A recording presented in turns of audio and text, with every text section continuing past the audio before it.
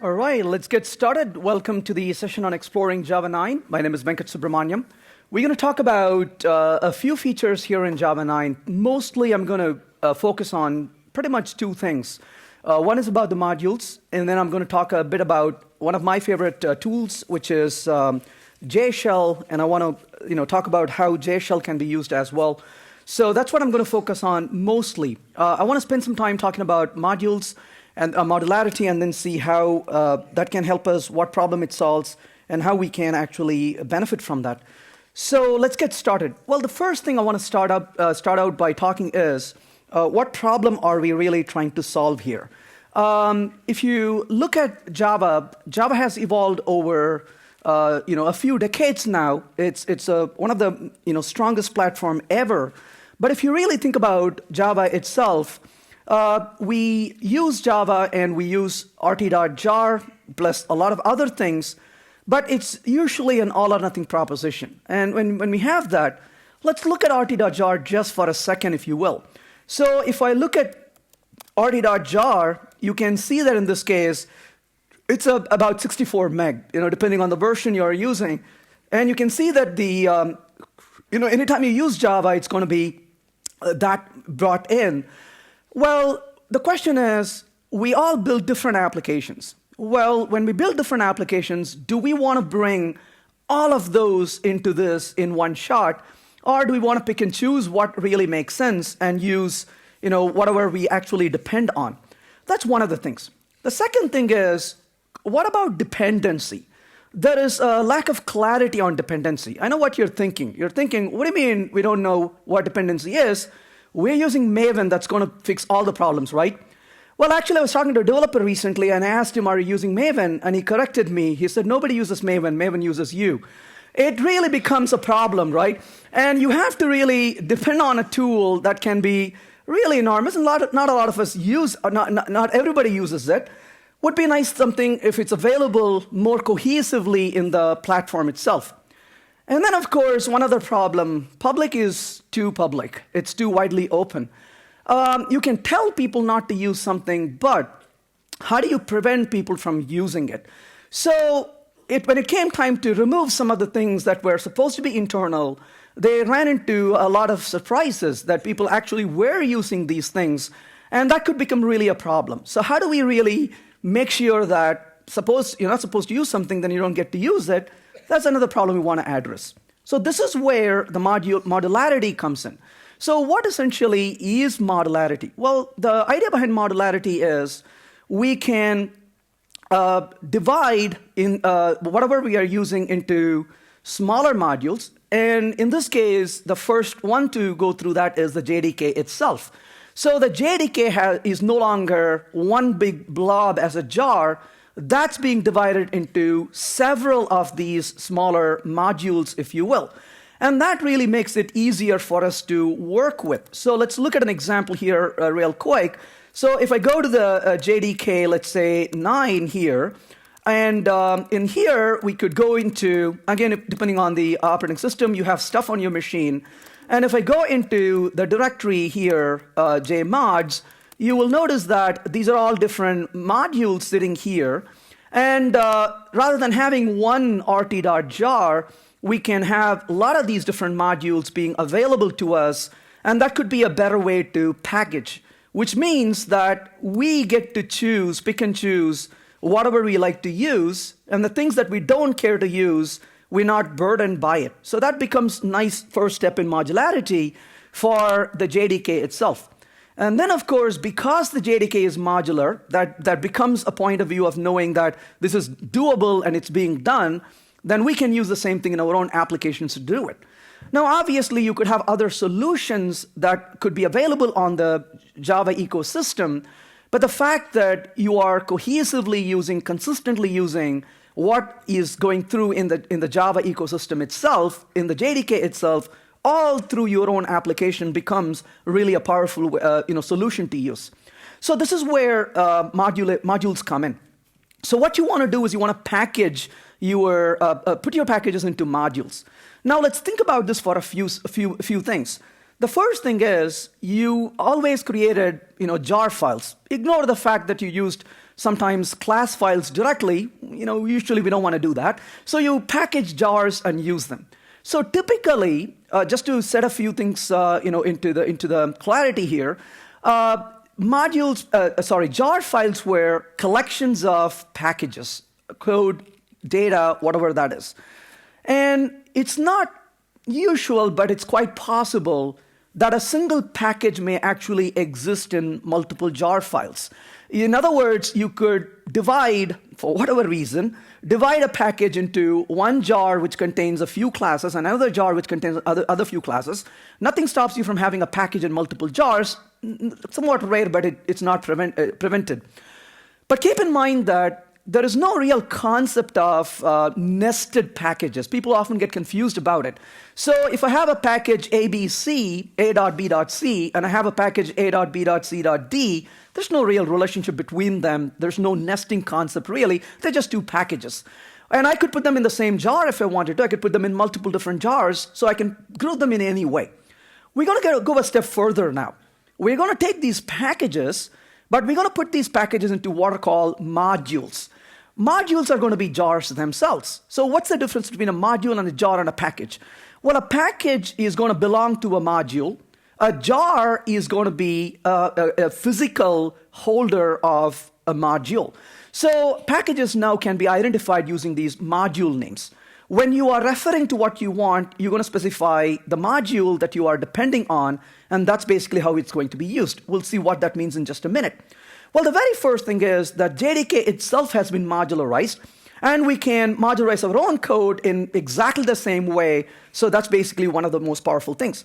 But the very first rule to follow is that there are no cycles allowed in modules. This is a good thing because cyclic dependency makes software really hard to maintain.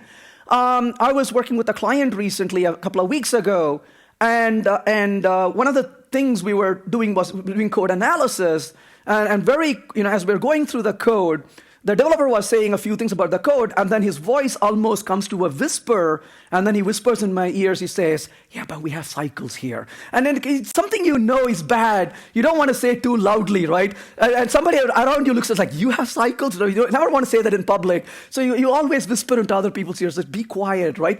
And I used to work on projects where we had cycles, and cycles really make life miserable. And when you have cyclic dependency, you make a change here, you got to come and make a change here, and then it becomes a boomerang effect. You got to change it here. That becomes really the only good thing that comes out of that is job security, but we hate the job eventually. So we want to definitely avoid that. So we don't have cycles in this case. That's a very first good thing. But how does this really look like? So let's quickly take a look at a little example here of how that looks like. So here is, by the way, the dependencies in the JDK. So if you look at it from the outside, you can see that this looks like the alien spaceship from the Independence Day movie. So that's kind of the dependency at this point. But if you look a little closer, you will notice that there are all these different modules, if you will. And the most interesting module to really look at is the one right here on the bottom, which is the java.base, if you will. It's a little fuzzy. It's not your eyes. It's just this one is not showing up too well. But right at the bottom is the java.base that you're seeing here. And so java.base is like the mother of all modules. Every module is going to depend on it. Only one module doesn't depend on it, which is itself.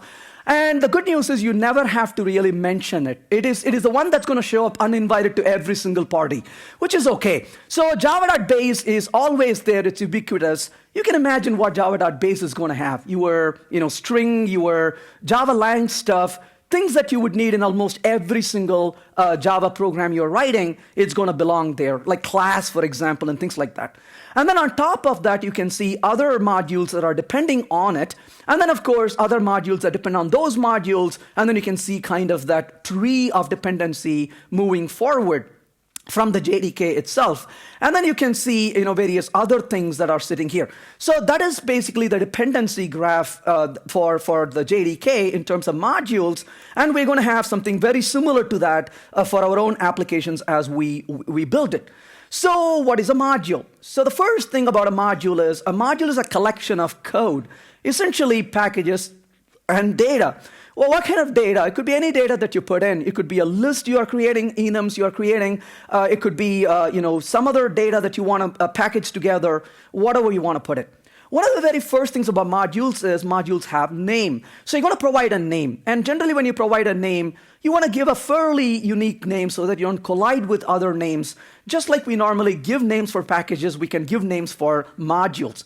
Package names don't have to be the same as module names and vice versa. It could be any different name. And then, of course, then comes two important things. This is probably the very first distinction. If you are going to use a module, first of all, the module has to export things for you to be able to use it. If a module does not export something, you cannot use it. Even if the jar contains those stuff, they are not available to you. So you can look at it, but you cannot touch it. You cannot use it. And so that's basically something that has to be exported. But just because something is exported doesn't mean you get to use it. You can only use it if you explicitly say that you require it.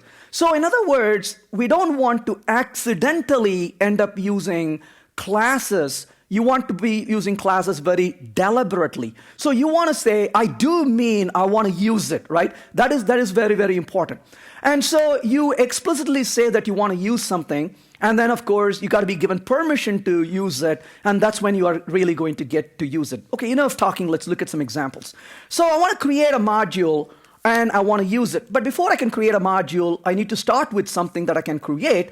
So I have a little directory here called creating modules. And I want to create a module in this directory. So I don't have a whole lot of stuff right now, but we're going to build on it very quickly. So the first thing is I have a directory named com.agile developer. Well, notice the directory name here. I took the name of the module that I'm going to create, and I gave it as a name of the directory. This is just a convention here that just becomes easier to work with. Why would I want to do this? The reason is within a directory, I could potentially keep multiple modules. And if I have multiple modules in a directory, I will give the names of the subdirectories as the module names. And so it becomes a lot easier to identify. So you can have as many modules as you want, and you can start running your build script or your build system to create modules out of it. So in this case, I've called it as com.agile developer. Under that, I have a com/agile developer as a directory name. And then I have a math under that, as you can see. So in this directory, so the package name is kind of clear from here. My package name is called com.agiledeveloper.math. And here I'm going to create a Fibonacci a class, as every example should have a Fibonacci class. So I create a Fibonacci class right here. So I'm going to say package here is going to be called the math package. So that's my first package. And I'm going to create a class over here called Fibonacci. And then, of course, within this, I'm going to create a function. Let's go ahead and say fib. And I'm going to simply provide a number right here. And all I'm going to do is simply write a little implementation, nothing really fancy. So if number is less than 2, I'm going to simply return a 1. Otherwise, return a fib dot, let's say, number minus 1, plus a fib dot, let's say, number minus 2. So that's a little implementation right there. And so that is my little class. Keep in mind here that I created a public class. Now, at this point, you look at this and say, all right, so what did I do differently? And that's the beauty, nothing. So in Java 8 was all about how we change the way we write code. Java 9 is all about how we package and deploy our code. There is almost no code change. Almost. So you're not going to write code any differently for most part, but the way you're going to use the code changes very significantly. So if Java 8 fundamentally changed about how we think and write code, Java 9 is fundamentally going to change about how we work with code and how we package them and use them.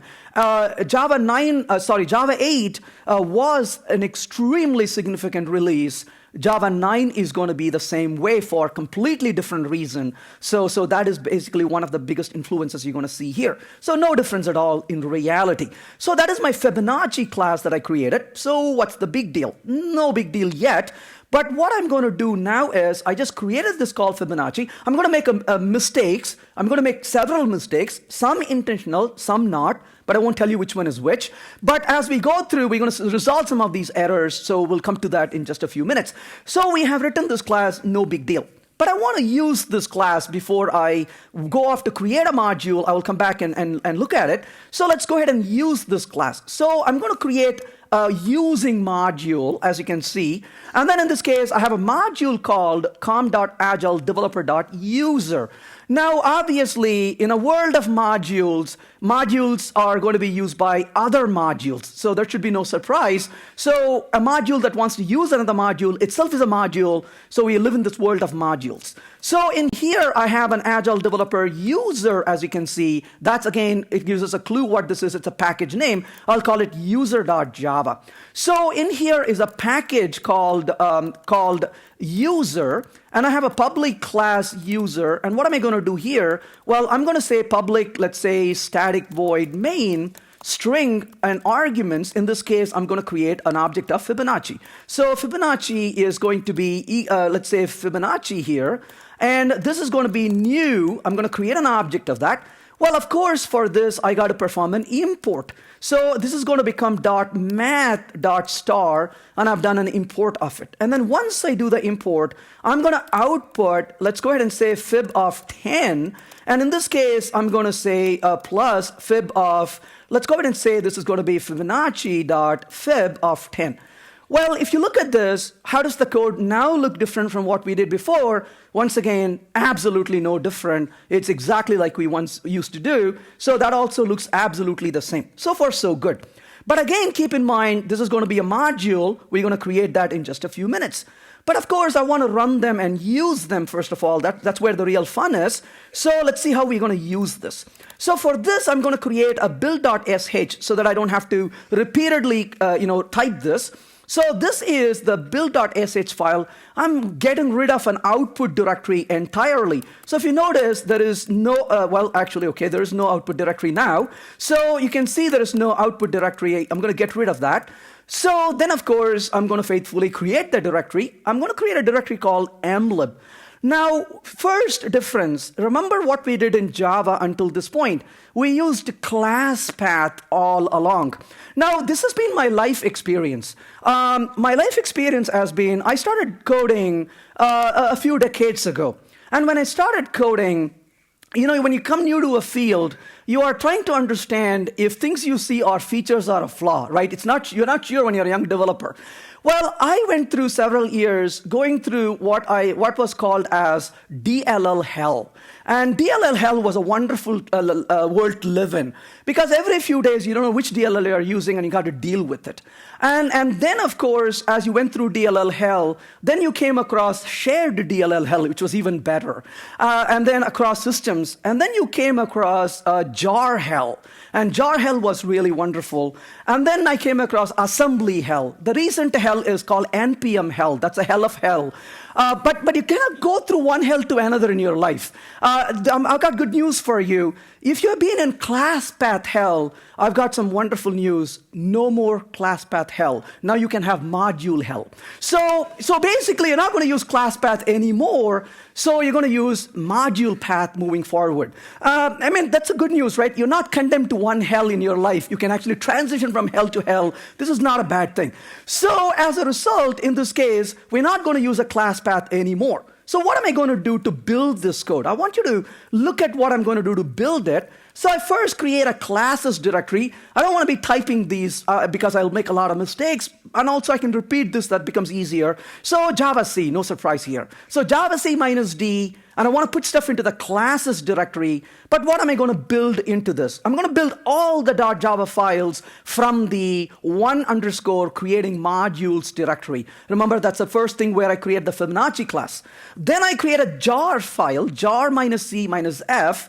And my jar is called agiledeveloper.com. Keep in mind, my module name is not Agile Developer. My module name is com.agile developer, but my jar is called Agile Developer. Just keep that in mind. And then, of course, I'm taking everything from the classes directory, bundling that into the Agile Developer.jar. And then, of course, I get rid of the classes directory. Poof, it's gone. I don't want to see those class files anymore. Well, the next thing I'm doing here is I'm again making the classes directory in here for the second one, compiling the code in the to_ using modules directory. Keep in mind, this is where the user.java is under this one of these subdirectories.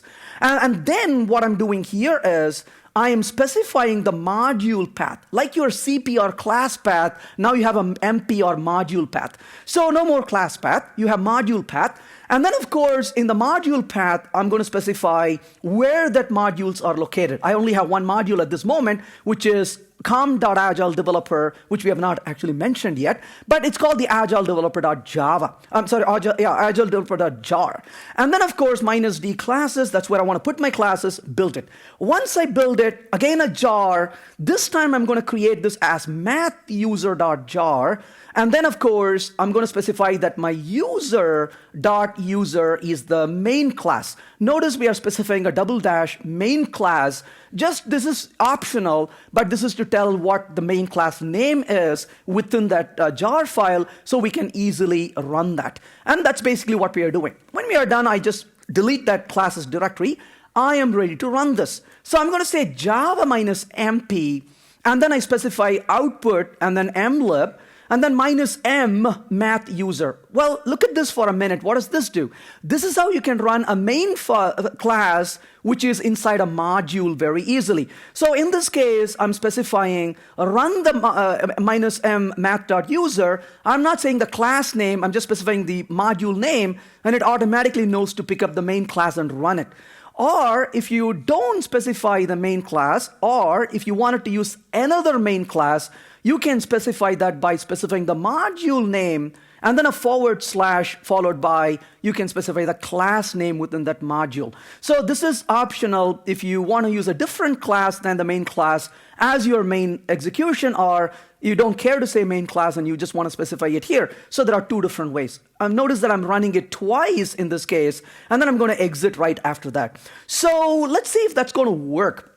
It didn't work, as you can see right there. In fact, it called me names, as you can see right there. So okay, that's fine. We're friends still. So I want to know what happened. I want to fix it. Well, obviously, in this case, I am running this, and it failed. Let's kind of scroll up and see. It says could not create Java virtual machine, all those good stuff. Well, that's because the first thing you actually need is Java 9. What a great idea. So let's make sure that I've got Java 9 first of all. So if I notice what version I'm using right here, so I would say Java -version, and then you can see that I'm actually using 1.8. So no doubt that it was not too happy with it. So let's go ahead and say I want to use, I gave MP to Java 8. Java 8 was not happy with MP. Now I've switched over to Java 9 right now, and there we go. It's Java 9, much better. So let's go back here and see if the world is treating us better. So I'm going to go ahead and run this and see, okay, that's good. At least now it's scolding me in English than it did a few minutes ago.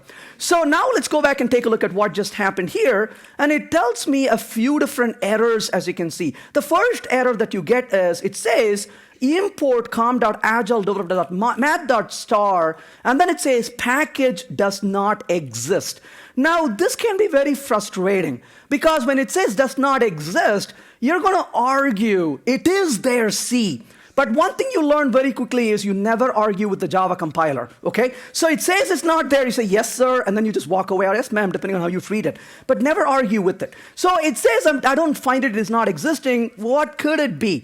Well, you know, when you work with languages and compilers, sometimes you have to kind of figure out what the compiler is saying. I mean, it's not unusual. You've seen this at work, right? You get an error, you don't know what the error means, you're scratching your head, and then you speak loudly. And the fun part of the day is when 5 developers gather around a compiler error, and everyone has their own opinion what the error means. This is the way to spend the day in the office. This is wonderful. So this is how you build a team, right? Everybody is getting together to find out what the compiler error says. So in this case, eventually you'll figure out, oh, because we didn't tell what the module is, it's not very happy. Okay, let's go fix it. So what am I going to do to fix this? So what I'm going to do to fix it is, first of all, I need to tell him what the module really is. So we got together here and we compiled it. That's pretty much what you're seeing to compile it, but we got to do a little bit more work. This is where a special file called moduleinfo.java comes in. That's a sacred name right there. But notice also we are breaching away from the convention. The convention until now has been, we will name a Java file with the same thing as the class, the public class in it. So as a result, the Java files we wrote so far all started with an uppercase and had a mixed case in it. Not so anymore in this case. Module-info is all lowercase, and it's not following that convention.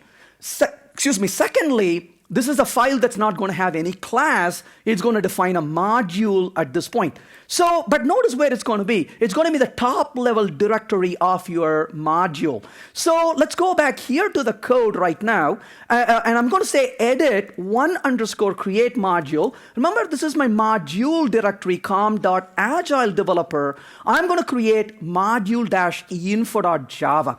So here I'm going to say module, and name of the module is com.agiledeveloper. Let me remind again, my module is called com.agiledeveloper, but my jar is called agiledeveloper.jar. So that's the name I gave for the module itself. So that's great. I gave a name for the module. It's still not happy with it. That's okay. What am I going to do next? Well, I'm going to say exports com.agiledeveloper.math, and I have to export my package. So if I don't export my package, you will not be able to use that package. So in this case, as you can see, we exported that particular package from here. Well, are we done? Well, no, not at all. We have just created the module called com.agiledeveloper. We exported it. But if you notice over here in the build, I am including every single Java file in the current subdirectory. And of course, because module-info.java ends with .java, that gets compiled into the mix right now. If you're curious about it, which is a good thing, I'm going to go ahead and just remove this part for a minute. We'll come back and see what it looks like. So if I go back and look at the output classes directory, you notice there's a module info.class now, just like the class files we would normally create. So they also create a module info.java. If you say Java P-C is an option on my machine already, and I'm going to say output classes and then module info.class, and look at what's in there. Well, all that you see there is the module com.agiledeveloper. But did you notice one thing though? They took a good step and said, let me bring in require java.base. That's because java.base gets invited to every single party. That's why you see that right there. We didn't add it. If you recognize, our module did not have the base, but what they built was including the base automatically. So this is basically showing us what got compiled into this. So the module appears as a module itself. Now at this point, you may be curious and say, okay, wait a minute. Am I in trouble because module right now is being used here? Is that going to give me trouble? Well, in this case, of course, I'm going to compile this particular piece of code and see what the compiler tells us. And you will see that, well, the compiler doesn't seem to complain at this point. The compiler is rather quiet. So that means everything went well. But I'm going to go to the Fibonacci class right here. And here I'm going to say int value equals 4. You know, again, the compiler is pretty happy. It doesn't complain at this point. But I'm going to change it to module equals to 4 right there. And at this point, I've defined a variable called module. And the good news is the compiler is still happy and quiet. So what does that tell us? Module is not a keyword. I have to tell you, I am not a fan of keywords because I feel like languages that use keywords are like mafia. They take stuff away from you and threaten to kill you if you ever use it. Well, in this case, module is a very, very a contextual keyword, which is a nice thing. So if you're using module already in your code, you don't have to run. I saw one guy get up and run, actually. I think he was using the module. I wish he had stayed behind to listen to this. You don't have to remove the variables called module or other things called module. They're just fine. It's very contextual in that file. And if you put module in that file, there's no problem. You can use the word module anywhere else if you want to. So that's pretty much contextual, as you can see. So we're pretty safe with the word. So we created that. The compiler is quite happy so far. And so we created this module info. So let's exit of this. And then, of course, we have the Fibonacci class, the user. So I want to bring in and use the user. So what do? So I'm going to compile the user code now. Oh, wait a minute. The compiler is still unhappy. What's going on? Well, the reason is I exported the package, but I never said on the other side that I want to use it. So it has to be very, very clear. You can only use what's given, and you can use only what you explicitly specify that you are taking. So you have to specify that you require. So I'm going to go back to this code right here and say edit to using modules. Com Agile Developer user is what I'm using here in this case, com.agiledeveloper.user. And then in this case, I'm going to create module info.java. So here I'm going to create a module, and I'm going to call it as com.agiledeveloper.user. And here I say requires. What am I going to require? Oh, wait a second though. If I go back here and look at _module info, notice the name of the module is com.agiledeveloper. That is the name that you really care about, the name of the module, not packages, not jar file names, but the module's name. That's what you're going to use. So in this case, I mentioned that I want to use the requires com.agiledeveloper. That's the module that I want to be using here, so I require it on this side. Well, okay, let's see what the error now says. It says module math.user not found. Well, that's the error that it's giving right here as the math.user not found. Let's see where that is coming from. I probably called it math user, but we'll find out. Well, notice there I'm giving the Java MP. Well, I did call this as math user, so let me go ahead and change the name here. So I'm going to call this as math.user. So that's the name I'm providing for this. I should have really called it com.agiledeveloper.user. So that will be math user. Or I can use this name here, and I can change that here as math user, and I change this here as math user. So that is the name I'm going to provide. The jar is called math user, but that's okay. I can give the name of the module as com.agiledeveloper.user if I wanted to. So again, if you notice in this case, the code is working, not a problem. So we got to specify the name of the module. That's basically what I want to specify here. So what did we do so far? Notice the code is working. It said that it's Feb 1089. The reason it put the output twice is I showed you two different ways to run it. One by only giving the module's name, and the second by giving the module name / the main class name. So just to show you there are two different ways. If you did not specify the main class already, then you cannot use the first option. You will have to use the second option. Even if you specify the main class, you can use a second option like you see here, or if you have multiple classes with main, you can give another class name here to start, so that becomes very easy. So what did we learn so far? What we learned so far is three things. You define a module name, you export packages, and you require modules. You can only use what you exported, and you can only use what you required. If you didn't export something, you cannot use it. If you didn't require something also, you cannot use it. So that kind of a binding is needed very explicitly. So we saw requires, we saw exports, we saw creating module, we saw jar files, how to create it, we saw how to use the module as well. So we covered all of those so far. So next step. This is good so far. We got through passing something around, but let's talk about visibility. So we don't call it visibility, we call it readability. So what is readability? Readability is a module reads the module it depends on. So if you're going to use a module, you're going to say it is readable. Every single module other than one module reads java.base. So everything is going to depend transitively or directly on Java base. So every module reads java.base other than java.base itself. So that's basically readability. In our example, what just happened? In our example, we know that com.agiledeveloper.user reads the com.agiledeveloper module, right? So that's the module we created up here, com Agile Developer, and this one is reading the other module. That's what we know. Well, we also saw exports. You read modules, but you export packages. Just keep that in mind. You always read modules, but you export packages. So when you create a module, you export the packages you want to make available, but you don't sit there and tell what packages you want. You simply say what module you want, and you get all the packages that are exported for that module. Not what's inside the jar, but what's exported for you. But public is not the same anymore. Now, I'm sure you've seen these videos, right? Videos of a wall with a hole, and there's a sign on the top that says, "Don't look here," and everybody stops to look into it. Well, that's kind of what happened in the case of Java. They wrote classes and they said, "This is internal, don't use it." And guess what people did? They said, "Oh, this is cool, I want to use it."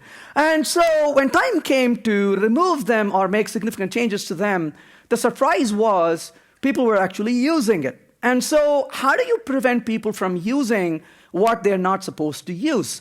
Well, one of the problems is even if you were to hide things inside, people could sneak in and use it through reflection. So we want really a way to prevent people from using stuff. So public is no longer the same as public.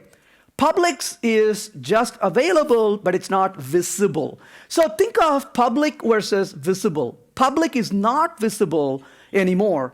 Public plus exports become visible. So if a class is public, then it's not visible unless the package which has the class is exported. So let me repeat that. I have a public class, but it's not visible until you export the package that contains that class. So to understand this, let's look at an example here. So I'm going to create yet another example of visibility here. But before I go there to visibility, let's go back to the package 1. And I have this package here called stuff. So under the com.agiledeveloper module, I have com.agiledeveloper math stuff.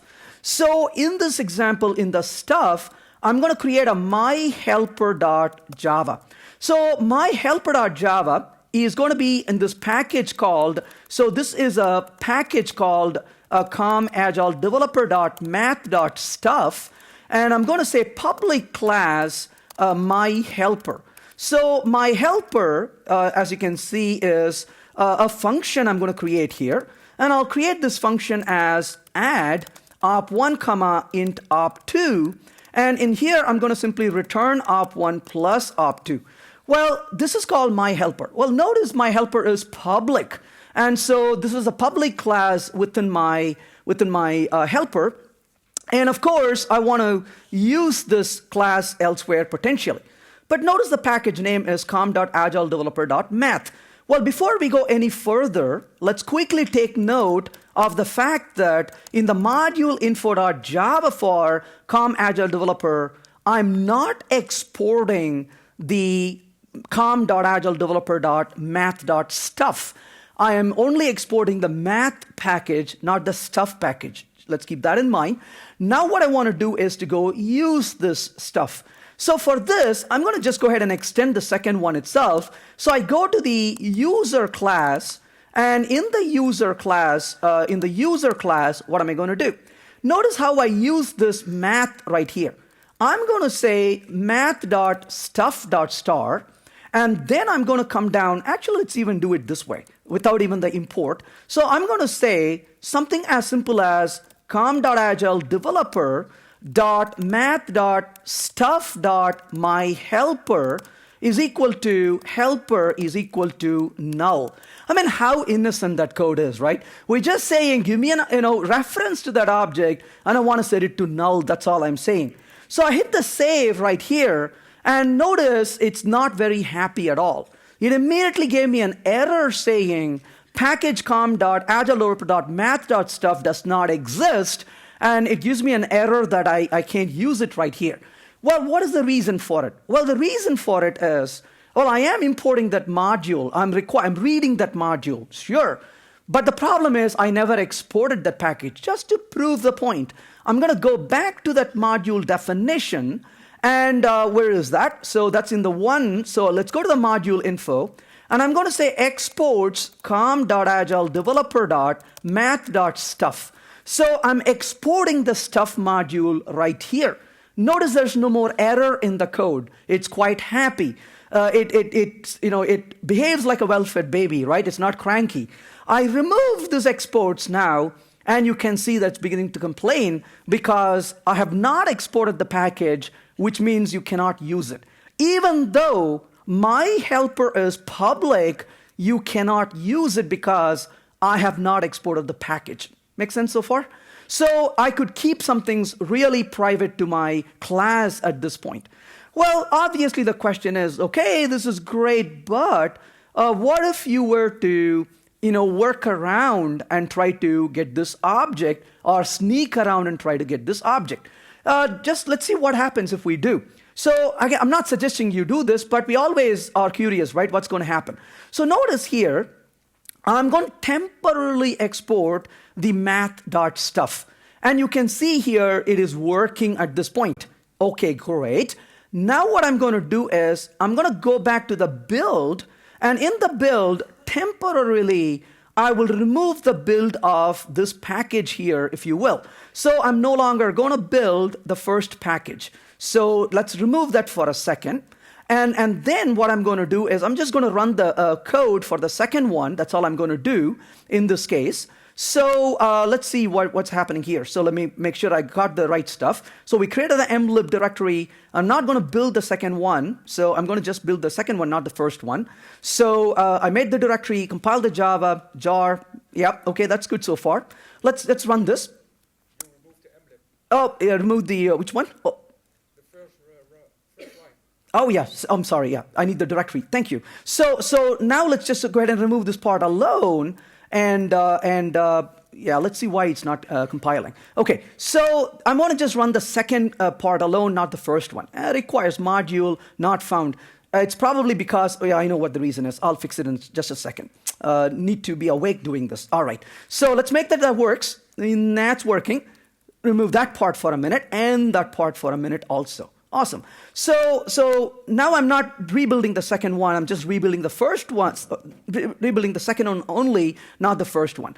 Okay, so that's just happy. Now, what I want to do though is I want to sneak up here and I want to remove this stuff from here. I'm no longer releasing, exporting the com Agile Developer math.stuff. But imagine in this case, I'm going to just recompile the code just all by myself here. So I'm going to recompile the code. So right there, I'm going to say compile it. So that compiled the code. I'm going to rebuild the jar file, if you will. So right there, I rebuilt the jar file. Now what's going to happen? Well, I want to come back and run the code just now, and you can see that actually failed at runtime. So what did I just do?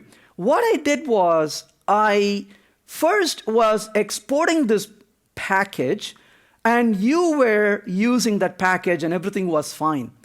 I withdrew that package from my jar and re-released from my module and re-released the jar for you. Your code, you didn't recompile it. What you just did was you just reran it. And when you run it, it's going to fail. And the reason it's going to fail when you run it is because I withdrew the support for it. In this case, it gave me a compilation error because I recompiled it. But had I run it, you will see the error come through, and it would not allow me to run it. We can see that in just a minute. So in this case, of course, everything is working fine right now. In fact, I'll terminate this so that we don't run this way. And then what I'm going to do here is go back and withdraw this. I'm going to recompile this now because everything was working a minute ago, and I reran it. Now all I'm going to do is simply not compile, but just run this second jar. So let's go ahead and fire it up. So I'm not recompiling. And I'm going to run this second thing. Let's actually repackage it. So let me make sure. So this is the package. This is the repackaging that. So output and mlib should contain that new one. And in this case, let's make sure I removed this. Yes, I did. So I'm no longer releasing the com.agiledeveloper.stuff.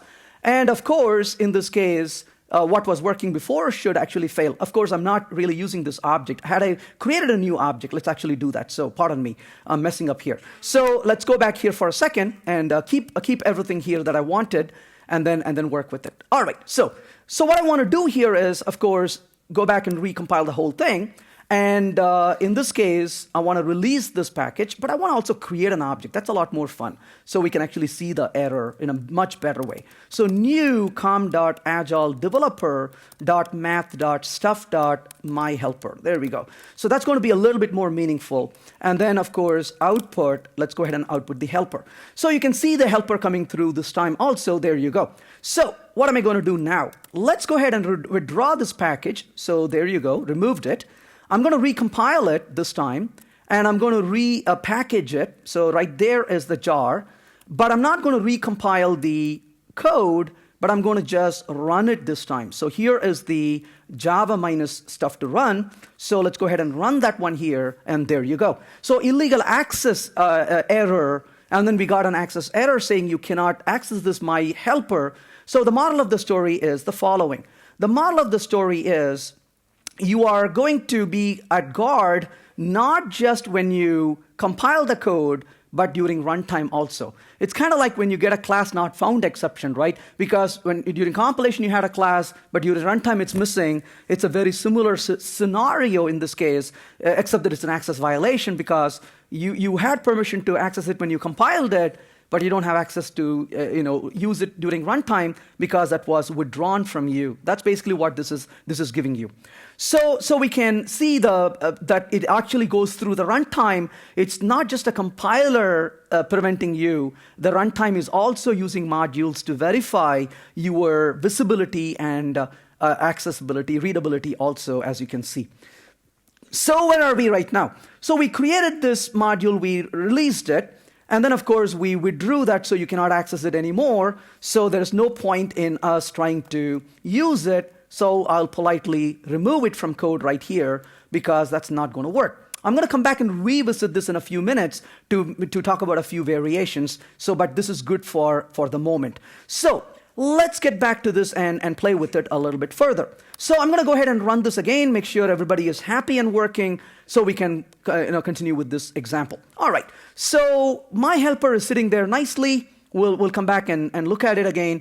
And the user doesn't have anything to do with the my helper. All right. So public with no export is not visible. And I showed you how that's both at compile time and also at runtime. So it's keeping a guard on you during runtime. So what does this tell you? It tells you that your reflection is no longer going to be, so kind of forgiving. Even during reflection, you're going to get an error now. So if you're trying to sneak in through reflection, it's going to give you a slap on your hand and say, don't do that, right? So they have kind of fixed that also, and it's going to look through that. Okay, great. But I want to look at the dependencies. Well, all modules depend on Java base. We saw that. So every single module depends on Java base. So that's something you're going to expect to see all the time. But how do we see the dependency? Well, this is available in Java 8, by the way. So if you're using Java 8, you can use JDeps. And the beauty of this is you can use this today, even before you install Java 9 on your machine. You can use JDeps in Java 8 and look for dependencies of your code.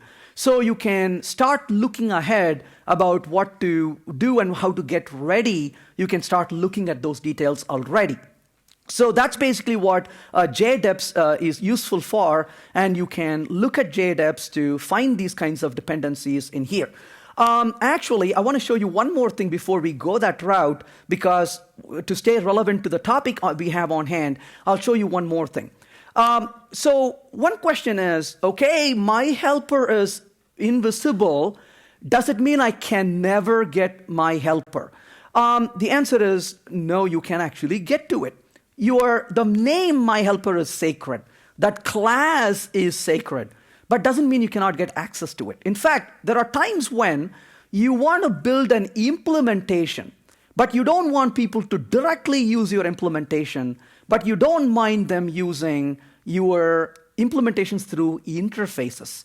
So to prove that point, let me go back here and say, in this case, let's say I want to go to the code under the com helper. So in this case, I have the stuff, my helper, and in here, let's say I'm going to have a function called foo, and this could be, foo called.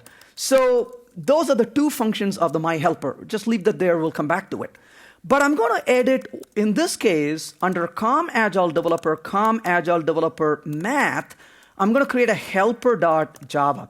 Notice the package in which helper is sitting. It's in the math package. So package over here, dot math, and I'm going to say interface, and this is going to be called helper, and the helper interface contains add int op1, int op2, and that's, of course, an interface called helper. But then I go to my helper and say, in here, import, and I'm going to import, in this case, com.agiledeveloper.math.helper. And then in this case, of course, I'm going to say implements. And this is going to become the helper that I'm going to implement. So I have implemented that particular interface in this particular class. So what did I achieve so far? I created this my helper class, and it implements the helper interface. And the helper interface, of course, is going to have the add function op1 and op2 in the helper that it's going to implement this method. And of course, the helper doesn't have a foo method that is very specific to the my helper itself that I really have here. And then I go to the com.agiledeveloper.math, and in this case, of course, I'm going to bring in the math and use it right here. Let's see what the error tells us here. It says, in this case, let's see, I'm implementing the helper, and then it says class helper, cannot find the symbol. Let's see, what did I do wrong? So in the helper, did I put a package? So the helper is called com.agiledeveloper.math. So that's in the math package like the Fibonacci is located. So that is good so far. And the helper, of course, I better make it public, right? So that's basically the interface helper that I'm going to release here and use it. Okay, so we brought in the helper. It still fails me to know why I would create an interface and not make it public, but anyway. So that's my interface helper. All right, so what did I do? That's going to be available now to the user. Now I go to the Fibonacci and I'm going to say, see if this makes sense, public helper, and then equal get helper is going to say return a new com.agile developer. So math.stuff.myhelper, and I'm going to return a helper from here. Well, notice now I am returning a helper, but the instance is a my helper. We already know one thing. The user could not use my helper directly. But in this case, I'm not returning my helper. I'm actually returning a helper. If you return my helper, you become an evil programmer, right? Because you're giving something to them they cannot get. This is the way you tease, like, look what I have, I won't give it to you, right? So don't do that. So there's no point in trying to not, return something that they cannot directly use it. But at least here you're being kind. You're giving them a helper, and then the implementation is my helper. Okay, save that. Now what am I going to do? I'm going to go to the user class right here and see if this makes sense. In the user, I'm going to say helper is equal to Fibonacci.getHelper, and I'm going to output, in this case, the helper. So output the helper. So this is in the user. But remember, I'm exporting the com.agile developer, and so this works, isn't it? Does it make sense? Because you have access to the interface, and all I'm returning there is an object, is an object. So I'm not trying to get direct access to your class. So what can I use from here? I can use from here, in this example, I can say helper.add 1 and 2. I can use the add function. The add function is being implemented in the my helper, you know that, right? And that works. But I cannot use foo from here. I cannot say com agile developer math.stuff.myhelper and then helper2 equals, and then I'm trying to cast that away. In this case, I'm going to say math.stuff dot myhelper, and then of course helper. I can't do that. Why not? Because I have no access to my helper. So I cannot call the foo method I wrote, but I can call the add method through the helper. If you look a little further, I wanted to keep this relatively simple here to illustrate the idea, but there are other things like service locator that you can use to publish the classes you have so the receiver can use it in a much better way.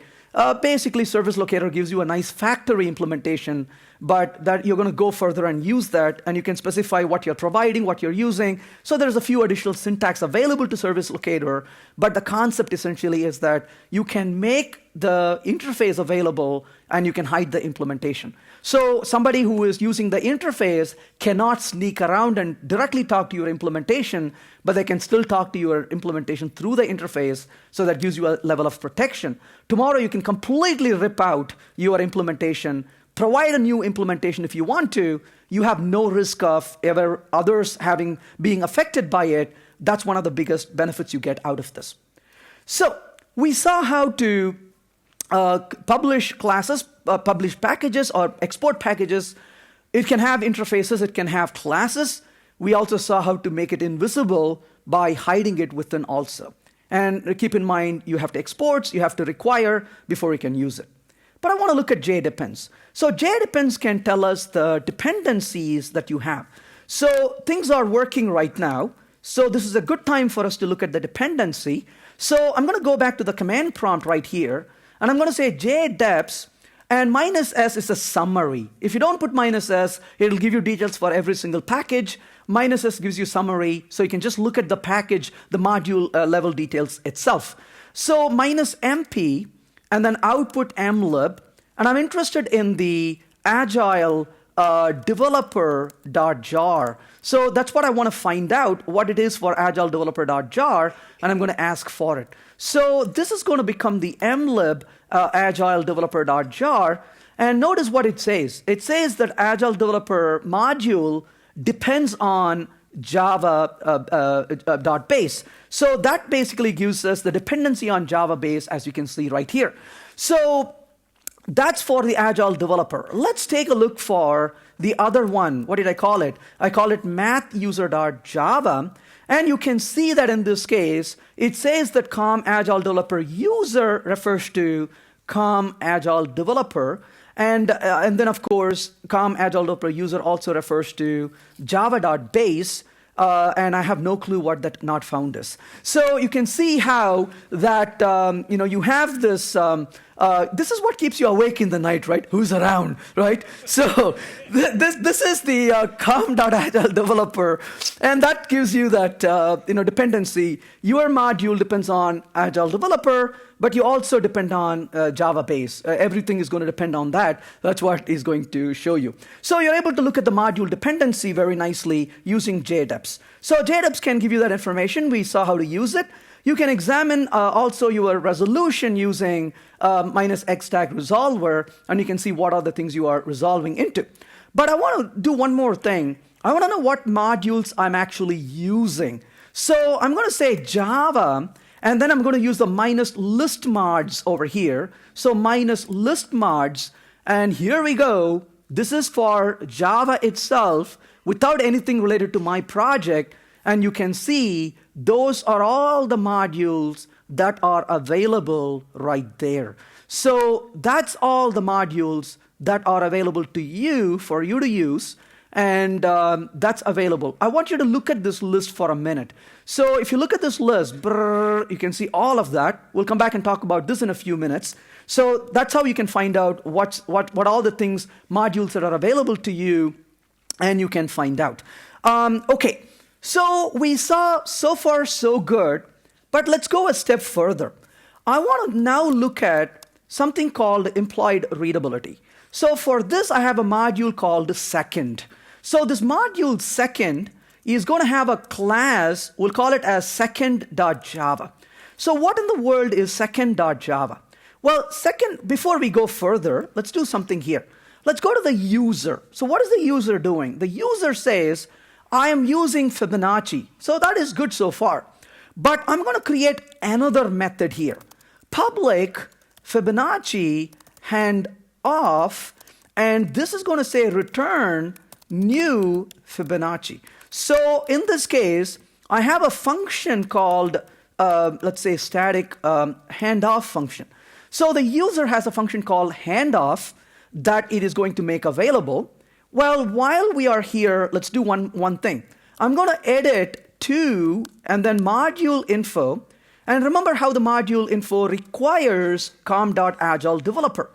But I'm going to now say exports, and I'm going to say .user. So my user is part of the com.agiledeveloper.user. So I'm going to export in my module, as you can see right here, I'm exporting that user module. So somebody who wants to use the user now will be able to use it. So far, so good.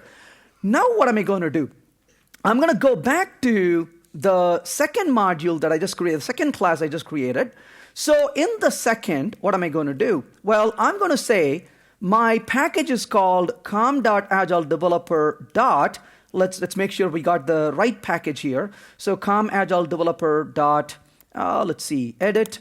And this is going to become com agile developer second. That's what I'm calling it. So second. Okay, great. So I'm defining a class called second. So what am I going to do in the second? I'm going to use the user class. So user is equal to new user, and I'm going to output user. Let's take baby steps. So in this case, I'm going to import, and I'm going to bring in the user in here. So right there is user.star. Okay, so that is what second is doing. Second wants to just print it out. Obviously, for the second, I need a module also. So let's go ahead and edit the module info. And where is that? Under here, module info.java. So this is going to be module, and we'll call it as com agile developer second. We'll actually call it second. How about that? So that's a second. And the second is going to bring in requires. So requires, and what am I going to require? This user module. Well, yeah, that's user. And I think that's good enough for now. Let's go ahead and see if it works. So what is my next step? We'll come back to files we need. Let's not keep too many things open here. Let's come back to the files we need. Well, I am ready to compile the one with the next one. So I think we saw all of these, so I'll get rid of that. So I'm ready to compile this. So here we are. I am compiling all the files under the for implied readability. And then I'm packaging that. And once I package it, we'll come back to this in a few minutes. So I'm going to package that. And once I package it, what's the next step? I'm going to just run it. So I call it second, right? That's what I'm calling it, second. So I want to put the second.jar and compile the second. Well, let's see if that works. So I'm going to go ahead and save that and run the second one. And we'll resolve through any dependencies that we forgot to add. We can figure that out. So all that this code is doing at the moment is it is simply printing out. So if you look at com agile developer second.java, all it is doing is printing out the user that it gets. Let's see what the problem is. So it's a second main class. Second user is not found, of course. I'm going to fix that. So this is going to be called as second, not a second user. So there you go. And of course, I want to run that. So let's see. Okay, there we go. That worked. Now comes the problem. If you notice over here, in the user, what did my user do? My user very nicely said, I'm going to use the Fibonacci. Well, no problem. You have permission to use that. But it then said, guess what? I am going to create a Fibonacci, but I'm going to return it. So here's where the problem is, right? We got one package, one module giving me a class, a package and a class through it. And what am I doing? I am going to generously hand it off to somebody else. I'm not the one who exported it. I'm the one who required it. But I'm generously giving it off to somebody else to use. Well, can I use the Fibonacci? So I'm going to go to the second. And in the second, I'm going to say Fibonacci. So this is going to be the class name, so Fibonacci. So I'm going to bring that in. And then I'm going to say Fibonacci and is equal to, and what is this? User dot, and the method is called handoff. So I'm going to take this one here and store it, and then output the Fibonacci. So I'm like, thank you, user class. You're so kind. You gave me this that was given to you. Well, let's go ahead and run the code and see what it's going to do. So my third module wants to use something my second module is giving when that actually came from the first module. And guess what happened? Error cannot find symbol. It says, I don't know what you're talking about. Well, in this case, line number 9, it says cannot find symbol. What's happening? It says, sorry, I don't know what you're talking about. I don't have this. Where did you get that from? So what do? There are two options available. The first option is you can go to your third package, a third module, and here you can say requires, and in this case, I'm going to say math. Well, actually, this is the module, isn't it? So this is com.agile developer. So I can require the first module in the third module. And I can say, I want this, please. Actually, let me do that in just a second after I fix the other error. So this was giving us an error because I forgot the math here. So let's put math. So now let's get the actual error we wanted to see. So right there is not visible, right? So that's what we want to really see. Fibonacci is not visible. It was saying a symbol not found, which didn't make sense. Fibonacci is not visible because package is not visible. That is a beautiful error message, isn't it? Wish all the error messages are like this, right? It nicely tells you, no surprises. You don't need to bring 5 colleagues to look at it. You got it. So that's awesome. So we know what's going on here. It's not visible to you. So what am I going to do to make that visible? I'm going to say require com.agile developer. Where did I do this? In the third module, I said, excuse me, I want to require the first one. Well, remember the first one is already exporting it. So it's not exporting per user. It just exports what it has. You have to deliberately say, I require it. And if you didn't say require, you're not going to get it, right? Well, good news and bad news. Good news, you said you require it and you got it. But the bad news is you already are requiring com.agiledeveloper.user. And because you are requiring it, you are already requiring user. Well, you should be able to use whatever it is returning to you without you having to keep saying more and more require. Imagine this is a fairly big class and it's returning several things to you. You're going to be burdened by putting a lot of those require on your side. That's not going to be a lot of fun. So what do you want to do?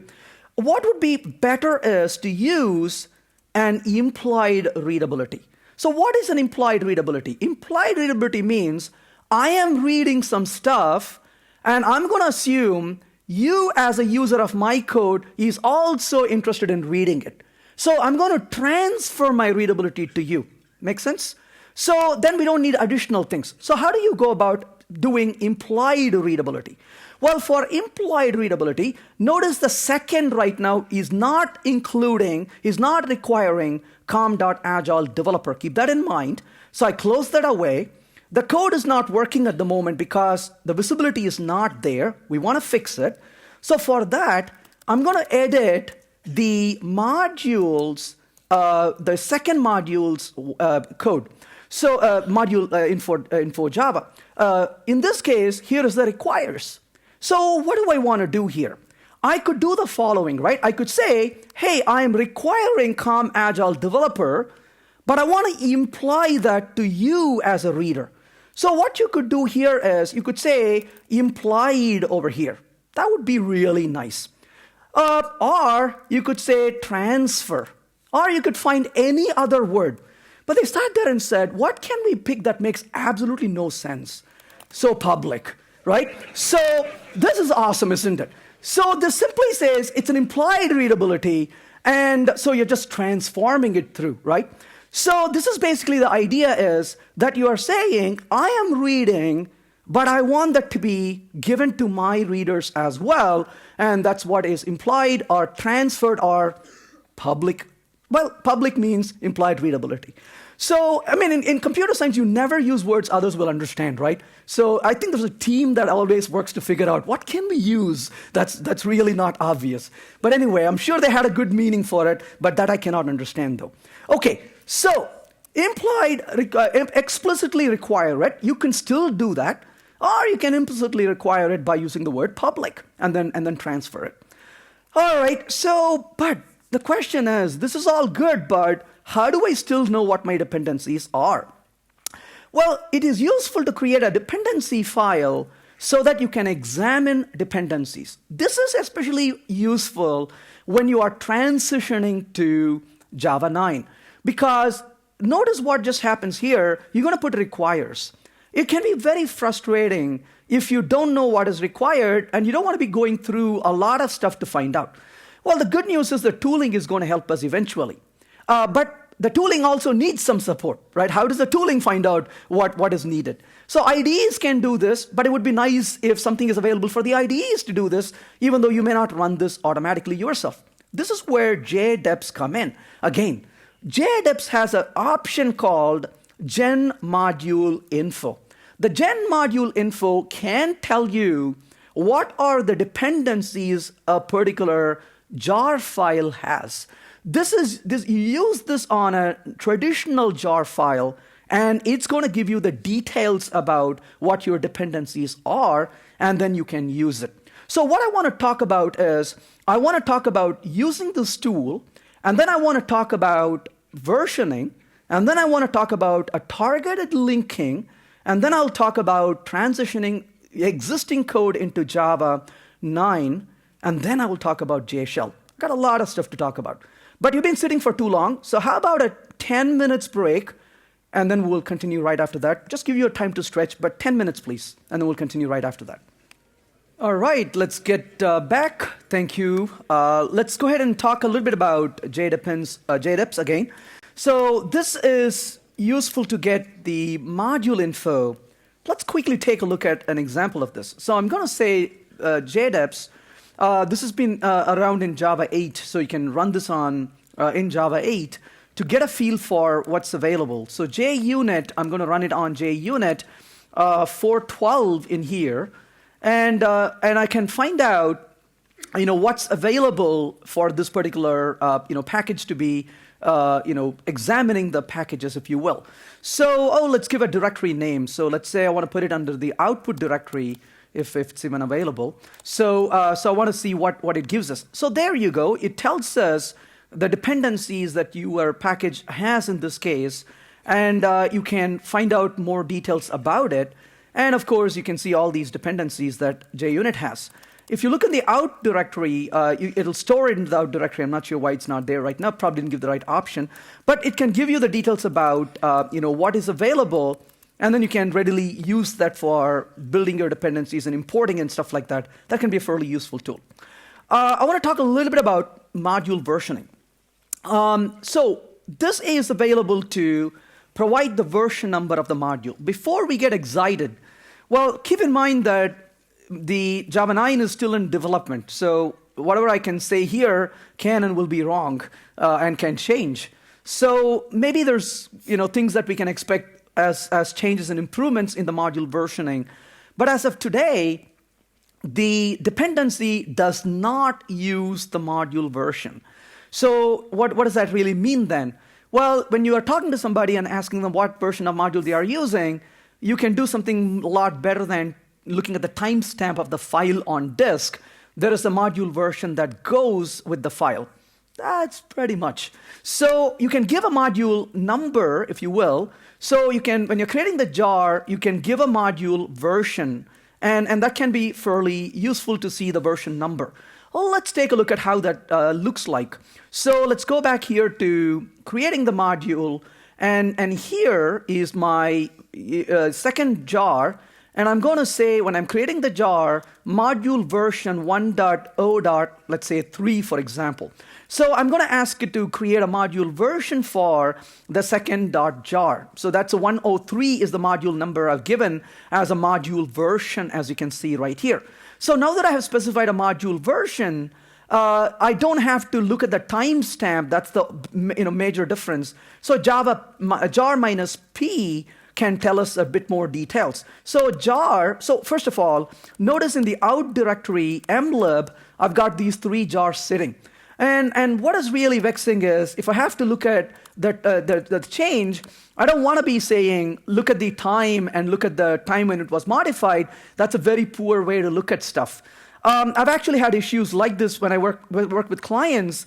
I would be spending an hour trying to find a problem, and eventually the question comes to, what version of Java are you using?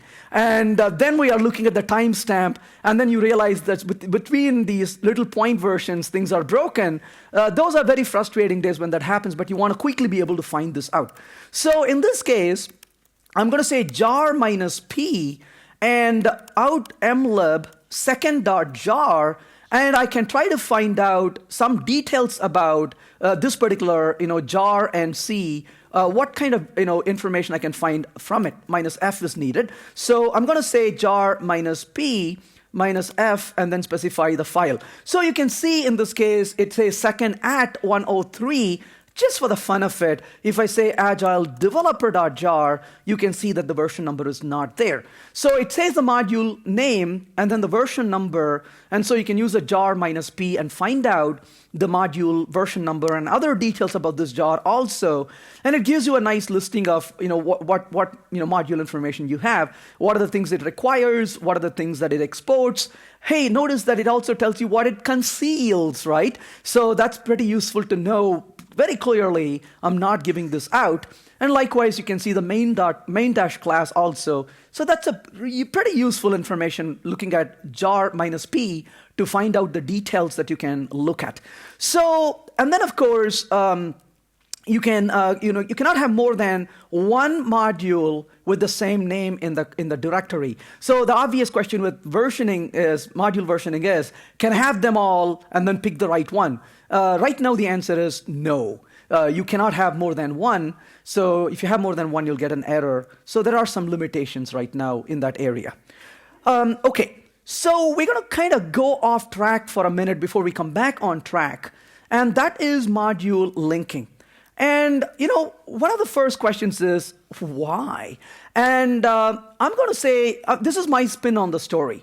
And that is, there are times when you want to create a very, very specific targeted, code that runs with a greater performance or specifically on that particular platform. Now, remember, one of the benefits of Java is write once, run anywhere. But that also sometimes means write once and debug everywhere. And maybe that's not what we want. Or maybe it's great to have write once, run anywhere, but I really want to target on this platform because I have a specialized library I want to use that's targeted on this particular machine. Well, I know those are some reasons, but maybe there's another reason. Remember where we live in now compared to where we used to live years ago. We are beginning to live in the world of microservices. We're beginning to live in the world of cloud computing. Now, when I spin off a cloud server, when I spin off a little processor, I don't care about installing Java and getting platform independence. Because how often does your cloud environment have 3 different operating systems? Very rarely. And when you have a particular service, you want to spin multiple of those services for load balancing and scalability. And when you spin off multiple things, do you say, give me 7 Windows and 3 Linux machines, right? Yeah, you don't. You're going to just have one, and then you're going to say, give me as many as I can to scale up. In that case, you don't care about platform independence. You don't care about something runs across machines. That's one reason. Second is, if I'm creating a microservice, I want as small a piece of code I can distribute and fire it up right away. I don't care about bells and whistles that I'm not going to use. So these are situations where you want to create something very targeted. This is where jlink comes in really nicely. So what does jlink do?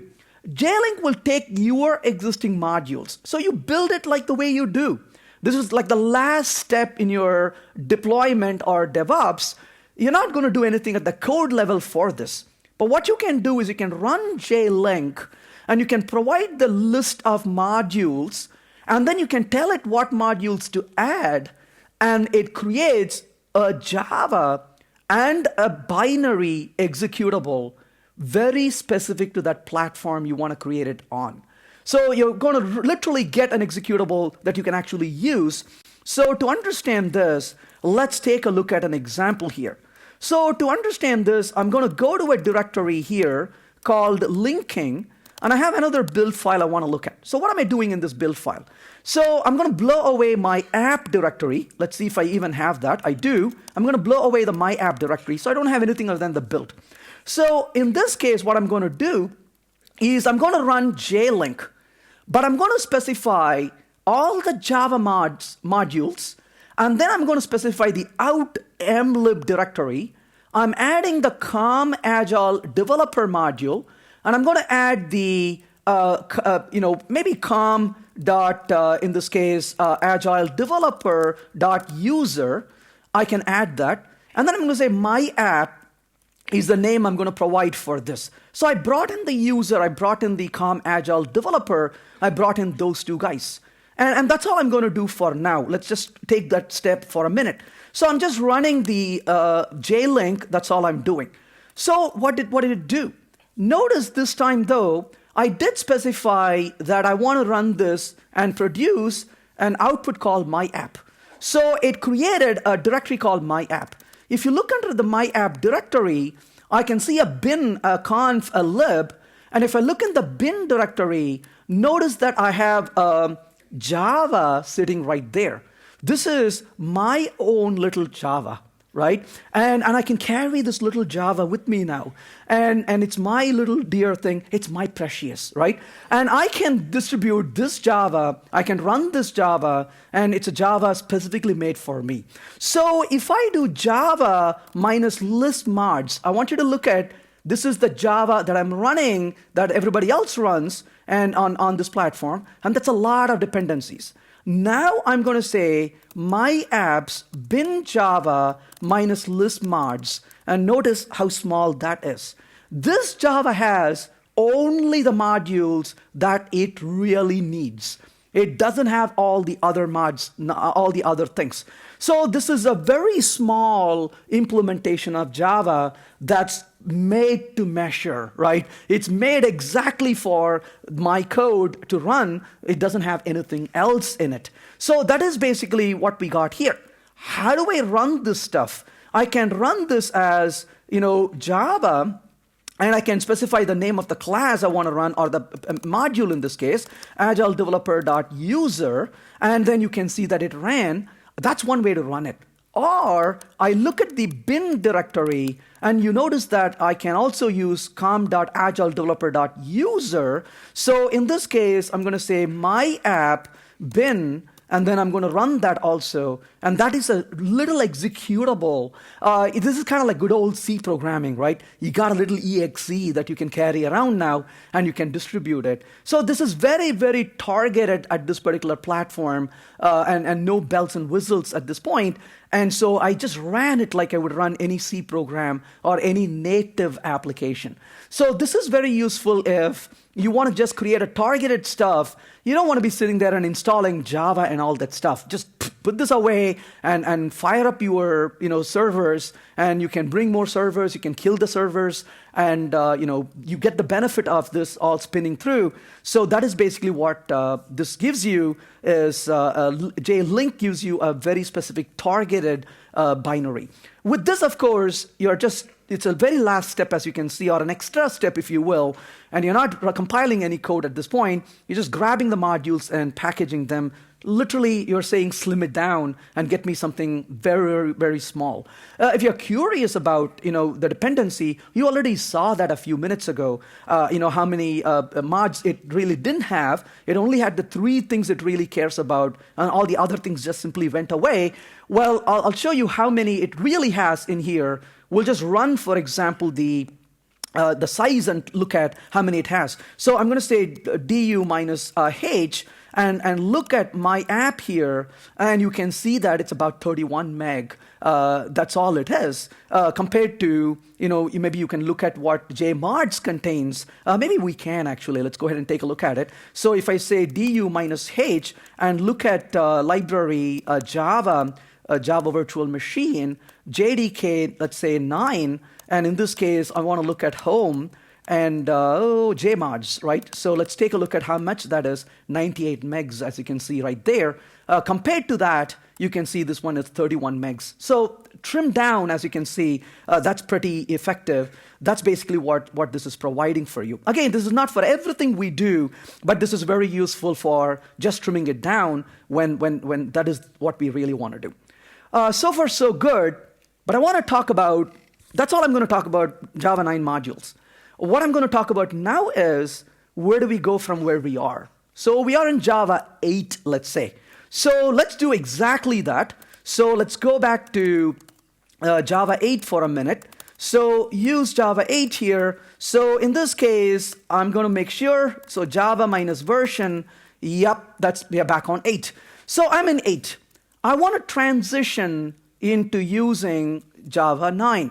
Okay, so I want to use Java 9, but where do I start? Where do I go from here? Well, to understand this, let's take a little example. So this example here that I want to use is going to be, I'm going to take a fairly simple example just to illustrate the point. So I call it before transition. So this is the good old Java before transition. I'm still using Java 8 here. So what do I want to do? I've got a little example of agile sample and sample.java. Notice there's nothing else in this directory. So if you were to look at the files, that's all I have. I got a sample.java. And I have a build.sh. So what does the sample do? Let's take a look at the sample. So sample is just a unit test. So it says public void canary assert true, and the main JUnit core, call that really not a whole lot. Okay, I want to run this little example. So what am I going to do? Let's edit the build.sh, and what does that do? Well, blow away everything in the output directory, create the output directory, compile the source code using JUnit, and run it using JUnit and Handcrest. Nothing really great. So now I'm ready. So build.sh, and yay, our unit test passed. That tells us that Java 8 code is working. Now I want to move to Java 9. So I want to take my code and move to Java 9. What's the very first thing I'm going to do? Well, the very first thing I'm going to do is com.sample. And I'm going to move com to com.sample. So awesome. So now I have moved it. What's my next step? I'm going to edit over here com sample module info.java. Okay, so module, we'll call it sample, and what should I do? Exports, and I'm going to export com.sample is the package I want to export. So if you notice, com.sample is the name of the package, so I'm exporting com.sample. Life is good so far. Great. Now what's the next step? I'm going to go to the build file, and in the build file, what I want to do is to compile the stuff. Well, let's see how we're going to compile it. Well, the first step is my output directory, I'm going to blow it away, recreate it, not a problem. But I want to create /classes in it, so I can put the classes in there. And then I'm going to say javac -d output, and actually let's just use this stuff here for a minute. So I'm going to say javac, and in this, do I need this? I don't quite need this one, not yet. And I do need, well, we'll come back to that. I do need my -d output classes. And what am I going to build in here? Well, let's keep it simple. I'm going to build in this case, well, com.sample/com sample.java. So I'm going to build it. Oh, maybe I should just run this after I build it, or I can jar it. So I'm going to say, in this case, mlib. And do I need mlib? I don't. So let's call it sample.jar. And what do I want to call it? No version number right now, and no main class right now.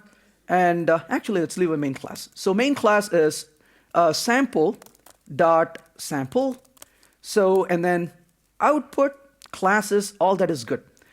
Once I do that, I'm ready to run it. So I'm going to say output, and then this is going to be sample dot. So right there is sample. I want to run this. So far, so good. So our build file says I'm all ready to run this as Java 9. Let's quickly see. I would have made some mistakes here, but we'll fix it once we discover what the mistakes are. But let's see what we did here. First of all, I created moved the file into this directory, and look at the package is still the same, no difference. So the code did not change after all. And then, of course, if you notice here, we created the module info and exported com sample. Now comes the problem. I have ported my code over to Java 9. But keep in mind one thing though. My module, my code, was depending on JUnit. But JUnit 4 is still JUnit 4. And just because I change my code, it doesn't automatically change itself, right? So I'm going to depend on JUnit 4. But I can't. Why can't I depend on JUnit 4? Because that is Java 8 code. No modules there.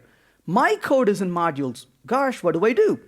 Well, this is where the transitioning comes in nicely. So what you do is you take the good old jars and put them into the modules path. So don't put them in the class path, but put them in the modules path. And pretend like they are Java 9 code. Just pretend. So your code is already modularized. So that is in the module path. But the code that is the old code, just drop into the module path. And you can use this for transitioning your code while you are depending on non-modular code. Of course, you got to do a few more things. This is called automatic modules. So automatic modules is you bring everything that exists there and treat it like it's a module. And they're going to just behave here. Well, I got to do some extra work for that to work. So we'll see what I'm going to do to make that work. So the first thing I'm going to do is, let's run this and see what errors we get. We're going to get some errors, but let's make sure it's the errors that we actually expect. First is, of course, it would be a great idea to do something. You know what that is, right? Use Java 9. Okay, so now I'm using Java 9. Okay, I'm in Java 9. I'm going to go build it. Oh, wait a minute, I got some errors. What's the error now? The first error is, it says, what are you talking about? You're using the arg.junit. It doesn't exist. Where in the world do you have it? Oh, of course, sorry, I forgot to give you that. So Java -d output classes -mp and opt JUnit. That's the directory where my JUnit jar is sitting. Remember that? So I'm going to specify that as a MP, a module path. Usually I would give a class path, but here I give it as a module path. We're not done yet. That's the very first step. Now go run the code. Still error. What's the error this time? Well, the error this time says JUnit arg does not exist, and then it's giving us the error arg JUnit assert. Well, opt JUnit does have JUnit 412 right there. And I want to use JUnit 412. That's why I gave that directory. But it's still complaining it doesn't find it. Why? Well, the reason is when I use this, it's complaining that it doesn't have a clue. Error package arg JUnit does not exist. I forgot something. What is it? That's correct. Require. And I did not require, and I cannot use what I did not require, remember? So if I go to module info, I got to say requires, but wait a minute, that guy is not a Java module. What do I do? Just use the name of the jar itself. So the name of the jar becomes the name of the module. Obviously, you're not going to recompile it. And because you're not going to recompile it, you're not going to give it a module definition. There's not going to have a module Java, module info.java. So what Java does is, it says, if you don't have a module Java, we'll assume your module name is the jar name. It does three things. It gives the name, it requires everything you are using, and it exports everything you have. So that is the default behavior, right?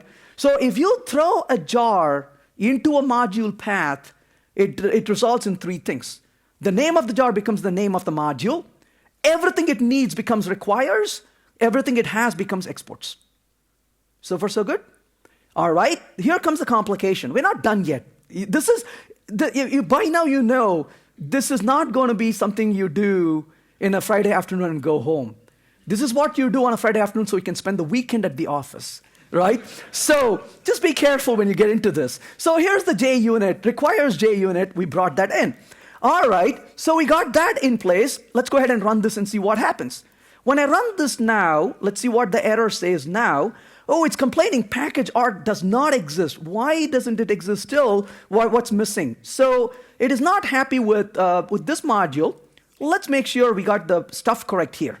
So I have the build sh. I don't think I need this one right now. So build sh. In this case, we are saying Java -mp, and I'm pointing to opt JUnit. And then here comes the directory where the stuff is to compile it. So that's the MP, so that is good.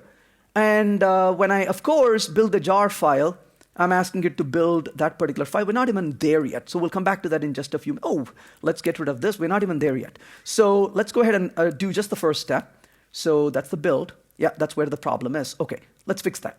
So let's see if we can find the error. So Java C -d output classes, and say that again.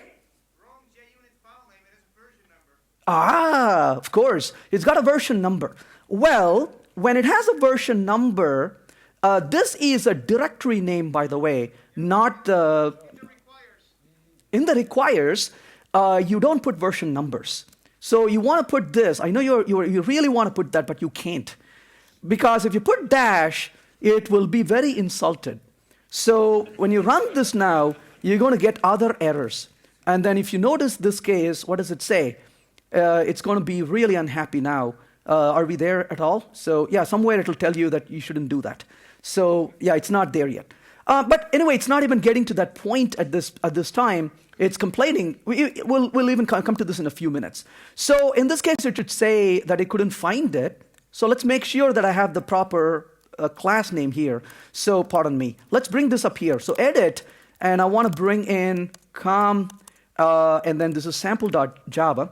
So import arg.junit, import, that import, I didn't change the file here, so package, and that's what I'm bringing. All right, so let me go ahead and make sure I got the right compilation here, so pardon me here.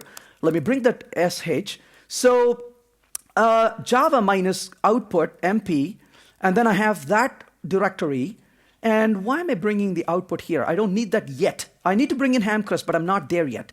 And then, of course, oh, yes, the module info, I forgot to include that. That's the reason. OK, so let's bring that in. So if I go back to this build file, I want to say this is going to become this. And the second one I want to bring in is that module info.java, right? All right. So now let's go ahead and try to build this. So run build, what does it say? All right, package does not exist. Let's go ahead and bring that in now. So let's go back to module info, requires, and this is going to become JUnit, right? Did I say com.JUnit before? Maybe I did. OK, so JUnit. So that's the name you're going to bring in. So let's compile that. What's the problem now? So this is so beautiful when you go from one error to another, right? This is amazing. So, I mean, we are the only people who will get excited that we're getting some other error now, right? We consider this progress.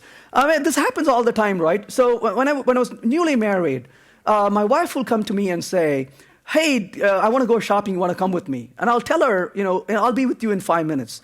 A few years of marriage does this. So one day she comes and asks me, do you want to go out? I said, I'll come in 5 minutes. She quietly picked up the keys and left.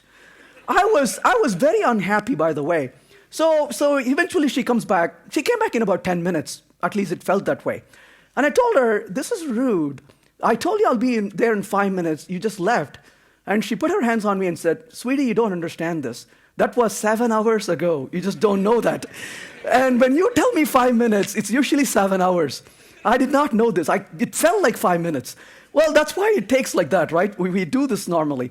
So we want to compile this. And of course, in this case, does not exist. We want to bring that in. So let's see if we can compile that and get the error. Oh, look at that. That's a different error. What is the error? Module resolution error.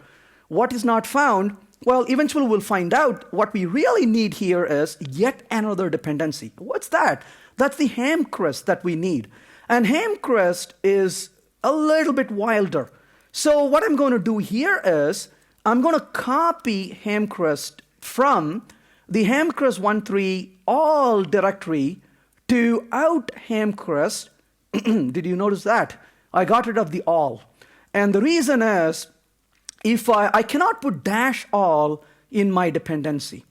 And I'm sure there's better ways to solve it, but I don't know. So that's dash all. I got rid of it, and I said, I go different on that one. So, yeah, go ahead. That's where you have to replace the minus sign by a dot. By a dot.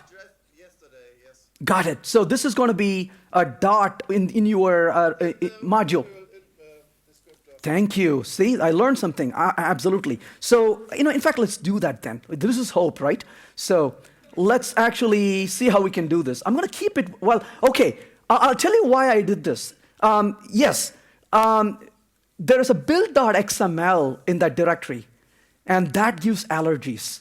And so I had to copy this over for that reason too. So now I remember why I had to copy this for another reason.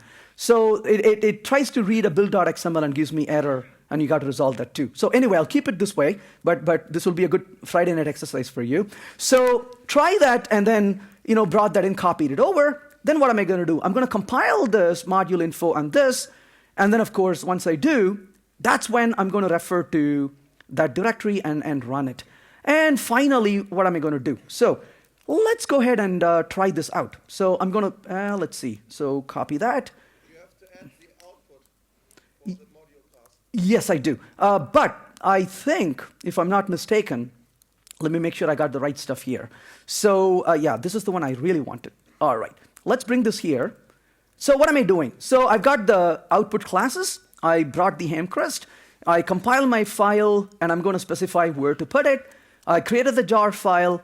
I copied the JUnit in the output directory, so it's easier to refer to that. And then, of course, I'm going to run it with that directory as a module path. Notice that I don't have a class path, right? I don't have a class path at all anywhere here. So, and I think I called it sample, so I'll fix that here. And, so com.sample is going to be, there we go. So that's going to be sample. Let's make sure I got it right. Yeah, so that is sample also. Yep, no, that one is correct. All right, so that's good so far, and then that's the sample. Let's see if that works. So go ahead and run the build, and let's see what he wants. So this one is saying no class def found error. That's beautiful. Ham crest not being present. So I better make sure that I got this reference properly. So that's the all. Of course. Why am I forgetting this? Requires, and that's going to be ham crest, right? And you said dot all here, right? Yes. Okay. So then, of course, I go back here, run this, and there you go. So what did we learn so far? We took an existing Java 8 code, introduced module in it. Once we introduced module in it, what did I do? I took the existing Java 8 jar files, used their names as the module, and put them as required, and made sure those appear in the module path. That's all I'm doing, right? And as long as they're in the module path, everything, their name becomes a module name. Whatever they need becomes requires for them. Whatever they have becomes exports on them, and then we can use it. So this shows how to bring in an existing code and simply use it. Okay. Well, this is when you begin to transition. What if you're not transitioning? What if you are not interested in changing the code right now, but you want to just deploy it on Java 9 without doing anything at all? What do you do in that case? Well, let's find out. So to do that, I'm going to go back to this directory here, and I want to bring in the same old code we had a minute ago. So let me make sure that I have it properly here. So I'm blowing away everything here. So let's go ahead and bring that here in a second. So I'm going to go back to my code and bring that here. So give me 1 second. So this is going to be code going to this directory 6. All right. And I'm going to copy the entire code right here into this new directory. So brought back the code. OK, there we go. So I have all the old code again. So this is going to be in Java 9. So minus version, you can see it's Java 9. Well, I ran this in Java 8 a few minutes ago. So to make sure that's actually true. So what I'm going to do here is go back here and say use Java 8 and come back here, Java minus version, that's Java 8. So I'm going to go ahead and build it, and you can see that's working. Great. Java 8 is working. I'll use Java 9 right now. And then here, of course, I'm going to go back to this code and say, this is Java 9. Let's make sure. Java minus version. That's Java 9. And I run the build, and it works too. So what did I just do? Really nothing. Except I put the stuff into the class path. So in other words, if you're bringing in existing code and you want to just run it, then you put them in class path. When you put stuff in class path, they go into what's called an unnamed module. So everything in your class path is grouped into one big module called unnamed module.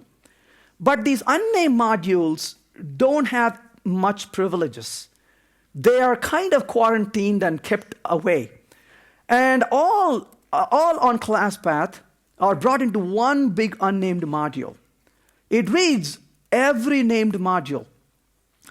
It exports all its packages. But code in a named module cannot depend on code in an unnamed module. So if you have a module, you can from there sneak in and use something in the class path. They are two different worlds segregated from each other. These folks live here, these folks live here. You can go from here to there. So this is useful to just transition and bring stuff over from, just run them in Java 9. That's really the story here. The minute you start modifying code and recompiling it, you got to do what we did a few minutes ago and start moving things over. This is where JDEPs can also help you to know what the dependencies are, bring the names, and you can use it.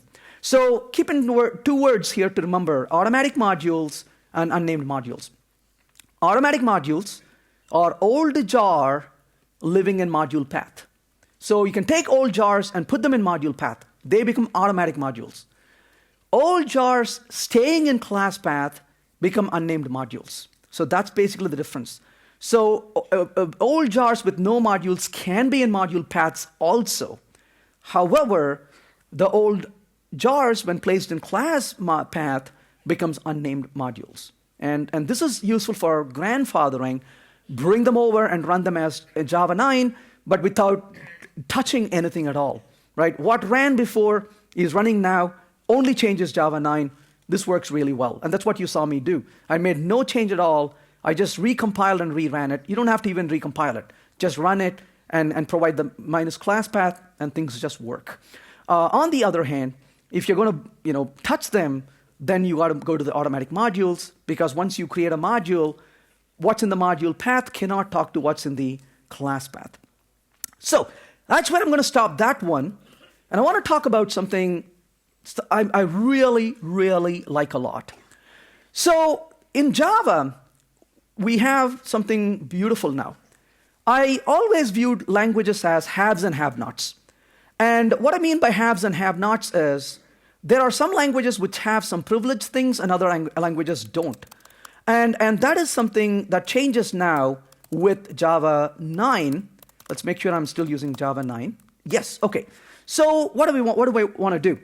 If you're using a language, you want to get a fairly quick feedback loop. Now, I'm a huge fan of TDD, test-driven development. So I do a lot of TDD. But one of the problems I have with TDD is, to me, TDD is too slow sometimes. Because I'm writing a test, I'm writing a piece of code to make the test to pass. Then I'm writing more test and more code to make the test to pass. So this is really a fast feedback loop. That's really good. But when I write a test and I'm writing the code to make the test to pass, one of the problems is, to me, what is programming, right? I want to really think about what programming is. Because when we really rethink about what we do, I think we do better overall. And that is, to me, here is what programming is. So programming, to me, is a series of, so programming is an act of discoveries aided by a series of small experiments. This is what really programming is, right? Programming is an act of discoveries aided by series of small experiments. We do this all the time. Does anyone just sit down and write code? I mean, if they do that, right, they're called divine people. Because they sit down and the code just flows through them. And then you can see them, right, code away. It's like, done, next job, right? You want to hire those people, but they don't exist. So, but how do we normally code? We normally code like, damn, that doesn't work, damn it, right? And then you try something else, that doesn't work. And then, okay, this seems to work. No, it doesn't work now. And eventually you're like, I think something is working. And it's a lot of experiments we do. Even when you do TDD, you want to have that little experiment to do things. I'll be honest about it. I was a very young developer programming in C++. And you know one thing about every single C++ programmer, right? We all have to laugh at VB programmers. That was part of a requirement. And you have to make fun of VB programmers all the time.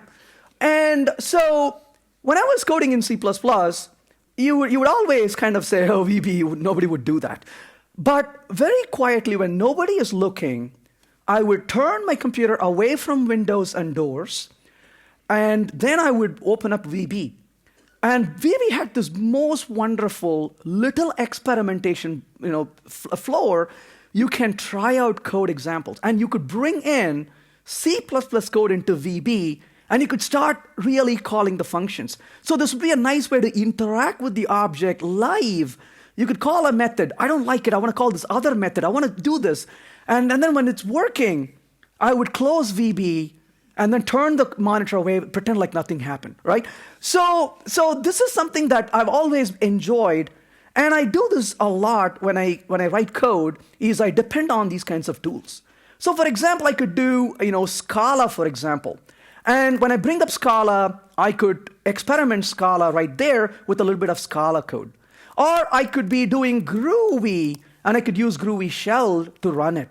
Or I could use IRB to do Ruby and try how Ruby works. I could use GHC and try a little bit of Haskell code. I could do ERL and try some Erlang code. I could do Node and try even JavaScript if I want to. So I could be doing REPLs on almost any language. And the beauty is now we have REPL in Java. So what is REPL? REPL stands for read, evaluate, print loop. And read, evaluate, print loop, it reads a little bit of code, evaluates it, prints the result, and loops over. But why should we really use REPL? We use REPL because it facilitates fine-grained incremental development. It's really an experimentation bed. It can be a really good, I call it micro-prototyping tool. I call it micro-prototyping because micro-prototyping to me is where you're writing a little bit of a throwaway code, prototyping and playing with it, and then you're like, would this work? And once you find a little bit of code works, then you can use the world's best technology ever invented, copy and paste. And you can copy that little bit of code into your code and make your unit test pass. That's very, very useful. It also is a really good learning tool. Imagine you're teaching Java to somebody. And they come to you and say, I want to know Java. Can you help me teach it, please? And you say, sure. And what is the first thing you do? You make them sit next to you, and then you type the wonderful word, and you say public. And then they ask you, what is public? And you tell them, sweetie, you don't need to know that right now. And then they take notes. Public, don't need to know right now. And then what do? You say class. It's like, what is a class? You don't need to know that right now. They're like, okay. And then you say hello world. This glimmer of hope in their eyes. Awesome. We're doing, hello world. Then what do you say? Public. But they look at the notes immediately. Okay, I don't need to know that right now. Then you said static. And they're like, excuse me, is that also something I don't need to know right now? Their hope has just dimmed up, right? Why don't we just show them a little bit of Java code and show them how to write Java? So for example, maybe I can say, hello world, and just do hello world. Don't go off to stuff that's not needed. And isn't this beautiful? I did not have to put semicolon, right? I mean, this is like, I was in tears. I was able to write my first Java code with no semicolon. This is awesome, isn't it? And well, the other day I was writing some Java code, and I write code in 12 different languages. A lot of languages I use don't require semicolon. I came back to Java, I wrote a little code, and I was staring at the compiler. And the compiler was saying, you are missing a semicolon. And I was saying, I'm not missing it, you see. So, the word really has a meaning here. So the point really is, I don't want to put semicolons. Why do I care? Well, not only is that, thread.sleep, 1,000. What do you normally do when you put thread.sleep? You scratch it, it's like, okay, now I have to handle an exception around it. No, you don't. And you can see that it slept for a second, and it came back very quietly without saying handle the exception. And you don't have to put stupid catch blocks around it, right? So notice that it was sleep for 5 seconds, and you're kind of saying, my gosh, what's happened to the world? No semicolon, no exception, right? Well, that's the new Java. Well, okay, I'm exaggerating. That's a new Java in this little world. So at least we can be happy in a little time. Okay, so this is the beauty of JShell. So you can start JShell, and you can write a little bit of code. Those are called snippets of code. So you can write a little bit of code, and you can experiment with it really nicely. So for example, 2 plus 4 is 6. And it gives you a variable name to say, hey, 2 plus 4 is 6, but I put into a variable. I can say $4, and it gives you the value that you stored away in that variable. So you can play with it and find out what's available nicely. So that is a little experimentation right there you can use. But not only can you do that, you can start providing these snippets, but one of the things people normally say is, I would put the string, and if this was an IDE, I'll put the dot gently. And then in front of me is a list of methods. And I can then just scroll through them and select them, right? Sure, you can do that here too. So right there, I put a little tab, and it says, what do you want to do here? Well, I could say V and hit the tab, and it filled the value off because that's the only option available. And I can say value of 2, for example, and it tells me it is 2. Not very useful, but hey, we ran it. So you can see how we can use this. So type as little as you want to, and then you can type a dot and a little tab, and it tells you what's available. And you can find out, the methods and properties that you can use that becomes available. Oh, by the way, this is another beautiful thing. I'm here on this, and Control-C clears the screen. If you're used to shell, you don't even have to think anymore. That's the beauty of it. I have this, particular mode of working where I keep the screen clean all the time. I'll be hitting Control-L all the time, clearing things out. This works really well. Or you want to go to the beginning of the line. How do you go to the beginning of the line? You have seen somebody do this, right? Brrr. You want to really strangle them when they do that, right? No, you don't have to do that. Control-A takes you to the beginning. Control-E to the end. So you could do Control-A, not that way. Okay, Control-A and Control-E, and you can go back and forth. Or I don't care. Control-U clears that one line. Or you have some stuff here, multiple words, and you can also jump across by holding the arrow and option in this case, or whatever key that works similarly, and you can move around like that very nicely. So that gives us a nice little way to work through this. But here comes the charm. You can use the up arrow and see what all you typed so far, and down arrow. So you can go back and forth with them too. So if you want to repeat a command, you can just go up and down and repeat it. That's one way to do it. Other ways to do it also we'll see in a minute. So that becomes really, really useful. So you can try out a few expressions. We did that. But I want to quit. Well, it's a good idea to know how to quit.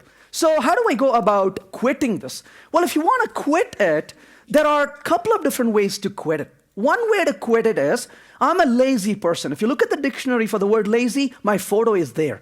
I'm not going to do anything that's not necessary. Control D, and right there you quit. And I'm out of JShell. Go back in, and I want to quit it, Control D, and I'm out of the shell. Alternately, what you can also do is you can say /exit, and you can see that you quit. So you can do that too if you want to. You don't have to use Control D. You can do a /exit. Obviously, the question is, which one should you use? If you want to get out quickly, use Control D. But if you do exit, you get this beautiful goodbye message, right? So if you feel like you're alone in the office and you feel like you got to talk to somebody, JShell has a purpose here, right? So it'll even tell you, I don't know what other messages it tells you, but it's good to hear that. So it says goodbye. It's like, okay, nice, awesome. So you can do that too. So that's exit or Control D. I talked about moving around, so you can move up, move down, Control A, Control E. Snippet completion, put a tab, it completes it for you. Oh, this is charmful. So I'm here in JShell, and I want to say over here, 2 plus 2 is 4. I want to say 4 plus 5 is 9, but I want to go back and rerun what I just ran. /! Oh, so it's probably a good idea to talk about it. If you put a slash, you are talking to JShell.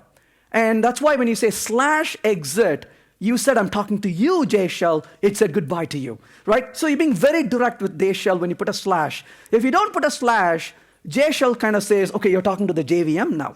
So slash is where you're talking to JShell, and you can see that it reran that particular line. That is basically the /! And it's going to just rerun the previous line. That's what it's doing. You can do a list. Oh, wait a minute. You should do a /list. And you can see that those are the commands we wrote so far. So /3 becomes a 3 plus 4. /1 becomes a 2 plus 2. So you can either put a slash and a number or a slash and exclamation. Slash and number means run that line. Slash and exclamation means run the previous line. So you can just reissue commands if you want to. You can do a /list to get a listing of all the lines of code you wrote so far. That can be fairly useful. So we saw the /bank and the /ID or the number. And you can also say minus a number. So for example, /-2 is going to be running that 4 plus 5, which is 3 lines above. So you can use the negative number also just to say run that particular line. So you can definitely use that. All right, so what about imports? Well, this is actually even better than what we normally get in Java code. So /imports gives you a list of all the imports that you have available to you. So these are all brought in. So you got a Java util, Java IO, math, net, concurrent, prefs, and then of course prefs, and then regex. So these are automatically brought in. You can bring in more imports if you want to. You can define your own file and load it up. If you're working on a project where you got your own boatload of stuff that you want to normally use, you don't have to be manually doing it. You can just load up a file and load it very easily. That makes your life a lot easier, so you can certainly do that. So that is imports. A list is useful to know all the commands that you used so far. So that way you can get a listing of all the commands that you have run. So JShell, and I'm going to say /list, and I don't have anything because I just came in, so I don't have anything right now. But I can also say /list again, still nothing. I could say 2 plus 4, and then 5 plus 7, and then I can say /save foo. So I'm going to save it to a file. So if I look over here and more foo, you can see that it's saved away that to a file. So you can bring that into a file. This is very useful. I work with multiple different languages, and when I do, often people will ask me, how do you do this in this language? I don't have patience for opening IDEs. I don't have patience to do files. So a lot of times I would just go into the REPL, type a little bit of code and play with it, and then I would just send this to them and say, here, go try this. So this is very useful because you can just show a little experimentation, save it to a file, send it to a colleague and say, just run this. And that can be a really good way to show an example. You don't need to be shipping files and projects. You can just send this one little snippet of code that you have and say, go use this, try it in the shell. So that can be very useful to do. So JShell again, let's go ahead and load up the shell. And in this case, of course, you saw me save it. You can also reset your environment. So you can say /reset, and you can reset the environment. Before we do that, let's do an open foo. And so now I have opened it. In this case, let's go ahead and list it, and you see that it brought it back in. So you can open up existing files just for the sake of seeing this happen. Actually, let's bring up JShell, and then of course in this case, let's say here output. Hi, for example, and then I'm going to say save foo and exit. So you can see foo contains that one line.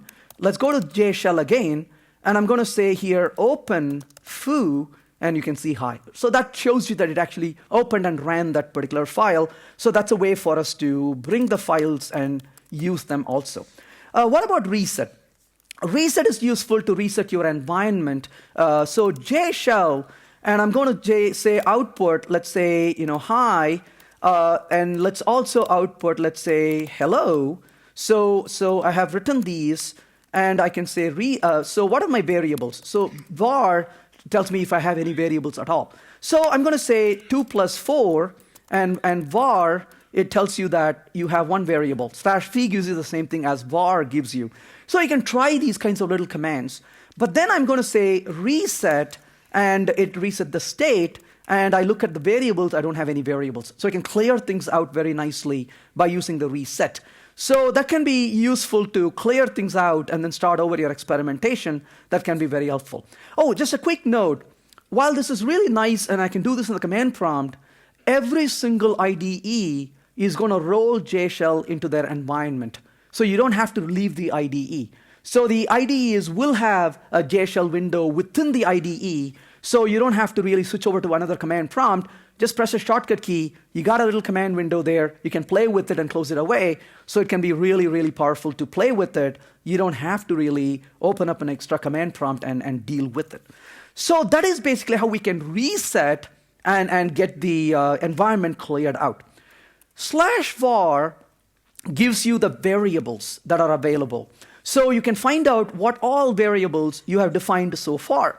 So this can be very useful to get a grip of variables you have defined. So A equals 4, B equals 7, C, let's say double, so double D equals 4.0, but I want to know what variables I have. /v shows you the variables that you have available to you.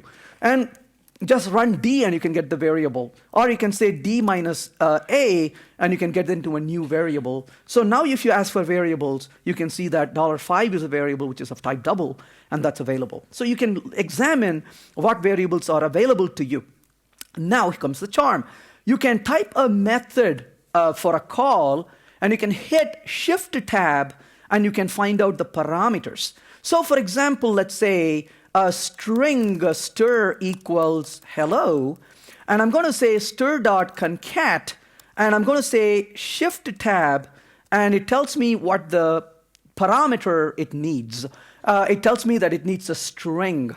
And I can, of course, say, foo, and you can see that it's hello foo. Similarly, I can say system.out.println, and then I can hit a tab. It says, what do you want? There's nothing more to give you. All right, thank you. But Shift-Tab, and it tells you these are the variants that are available. So it gives you all the overloads available for this too. So you can quickly examine what kind of overloads are available, which of the versions you want to really call. If there's only one, it just shows you that. But if there's more than one, it gives you a list of that as well. So that can be very powerful. So that's using the Shift-Tab, and you can find out what's available.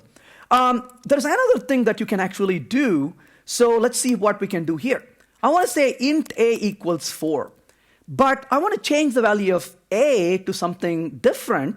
So I could say a equals 5. Well, I can redefine the variable's value, as you can see right here, and a, of course, became a value of 5. But if you want to change to 7, you can, but alternately what you can do is you can say /edit a.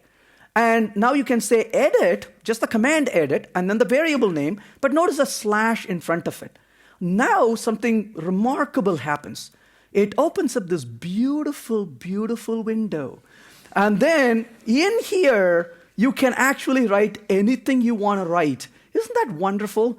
And you can put a boatload of code here to compute this value.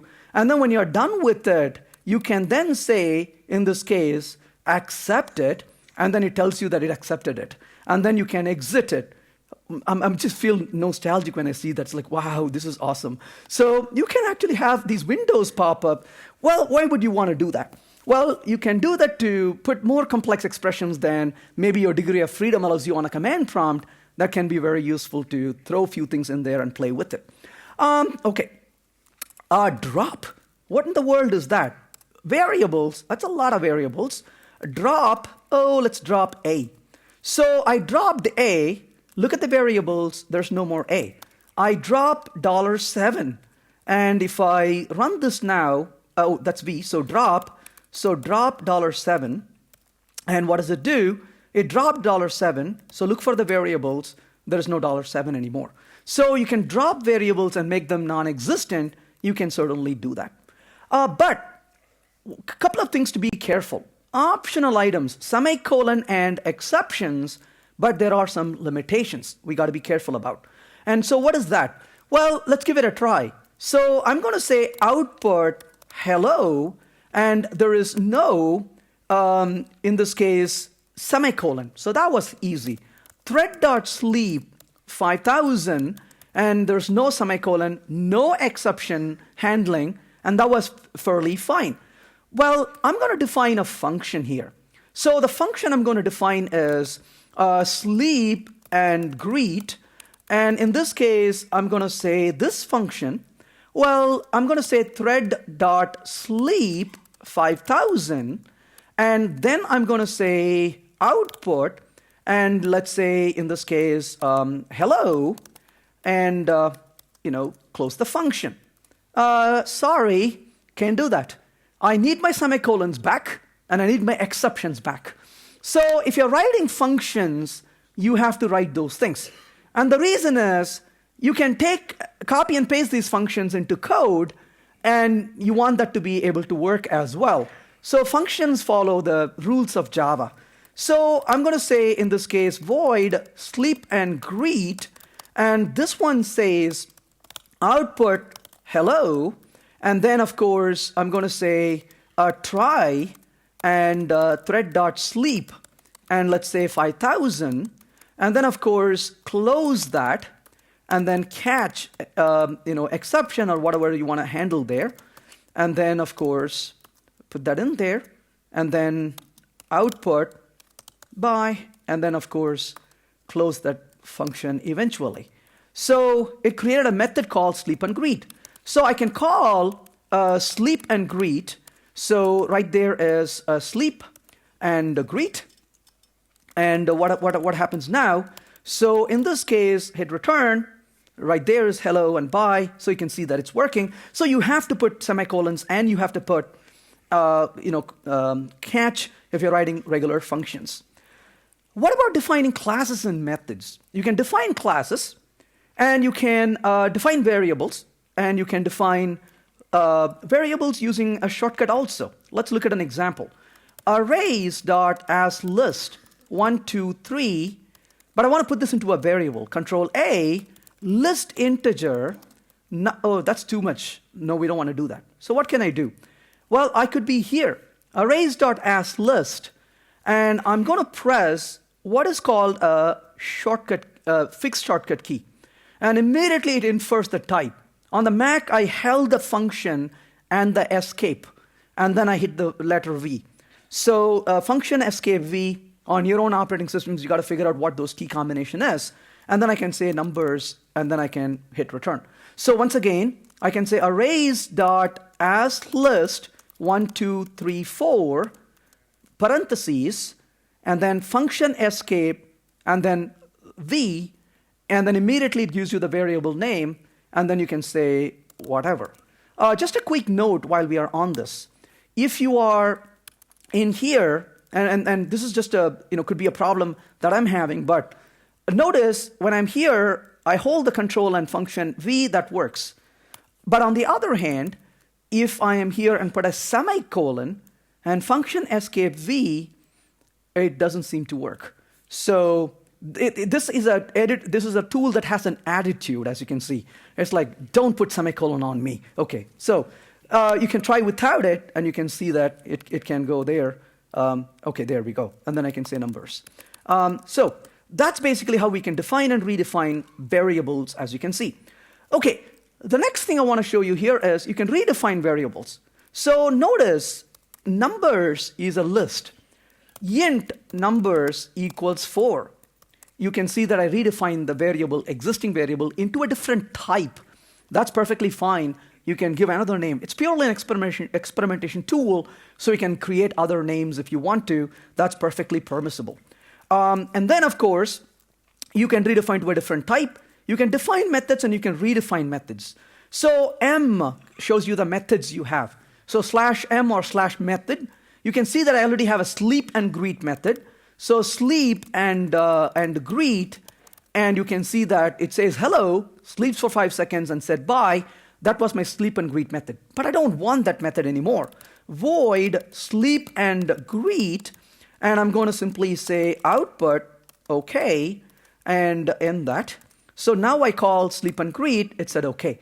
So you can redefine methods also. But where you can go with this is, I'm going to write a method called foo, but I'm going to call bar in there. And then I'm going to close it. Well, but I don't have a bar. I just have defined a foo. It says created method foo, however, it cannot be invoked until method bar is declared. Well, of course, what do programmers do? When you say you cannot call it, they want to call it. So you can call it. It says, I told you not to call it. So attempted to call method foo, which cannot be invoked until method bar is declared, right? So what can I do now? I'm going to define bar. So bar, and bar is going to simply say bar. And now I'm going to go ahead and say foo, and it prints bar. But I can also drop bar. So I got rid of bar. Now I call fool again. Fool again. And what does it do? Yeah, it says you're a fool. Okay. So that's basically what happens here. It says you can't call it because I don't have the bar. So you can't just undefine, drop functions and expect it to work, obviously, but it gives you an error at that point. So you can define functions and you can redefine functions. You can define classes and you can define interfaces. Sure. So you can create a class, my class, and then you can provide that class. And then, of course, new my class. And I can create a variable of that class. So this is going to be my class. And then, of course, output my class becomes that particular class that's been created. And you can kind of take a look at what it contains. It's a kind of an inner class that's sitting nicely inside the shell. All right, so far so good. You can look at the methods you want to, look at the types you want to. So /t or /type tells you what types you have defined. If I defined an interface, in this case, f, and of course, t tells you that you have an interface called f, and a class called my class as well. So that becomes a nice little experimentation tool. And you saw me do the forward references for the methods. And then, of course, once you define the methods, you can actually call them. Well, a few other things you can do. You can do history to see what all activities have happened. So history, and you can see that it gives you a complete history of all the commands you have typed so far.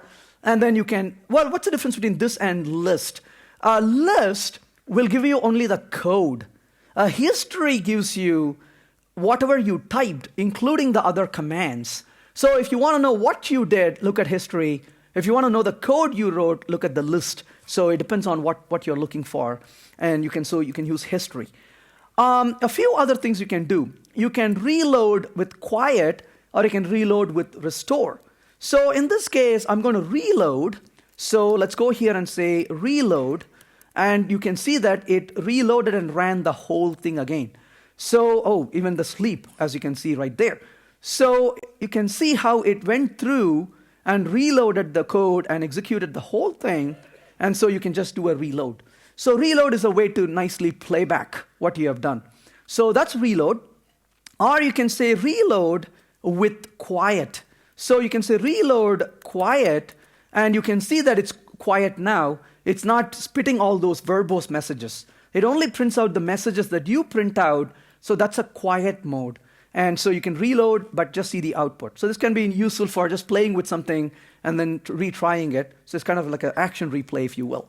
You can also do reload with the restore. So in this case, I say reload, and then I'm going to say dash restore, and in this case, of course, what does this do? You can store a point, a restore point, and you can reload just up to that point alone. And that way you can put checkpoints and then say, run up to this and forget everything else after that, and you can do that also. So that could be fairly useful. A few other things. There are a few modes you can set, and these can be set using these commands. So you can do a /set, and it tells you a command you can actually set. This can be useful to change the level of interaction or the feedback it provides on you. So you can say set feedback verbose. So in this case, I say set feedback verbose. It's a verbose feedback. I'm going to say 3 plus 2. It says create scratch variable $29 int. You can use this if you feel extremely lonely, right? So it can tell you every step of the things, what it's doing, and then you can just say, okay, I have company right now. So that is something you can do. It can be very verbose, but sometimes it's too overly verbose. You can do that. Or you can say set feedback silent. So in this case, I set the feedback silent. I say 2 plus 3, and you can see it's extremely silent. So this also can be very vexing, right? So both extremes are really not good. Sometimes you want somebody to speak minimally to you, but not too chatty or be timid. So this is not going to give you anything really output. I can say hello here. And in this case, of course, it printed hello because you asked for it. But if I went back here and said verbose, and I say system hello, well, in this case also it just said hello, but it will report whatever other things you do and creating variables. So you can go back and forth based on what you want to do. So that's a silent mode, so 2 plus 3. And did you also notice the silent mode? It doesn't have the JShell anymore. It gives you a much more quieter command prompt also. What may be really nice is a normal mode. So what you could do here is normal. So in here, I say normal. Now you say 2 plus 3, and it doesn't give you that chatty message, but it shows you the variable it created. So maybe normal is not too bad after all.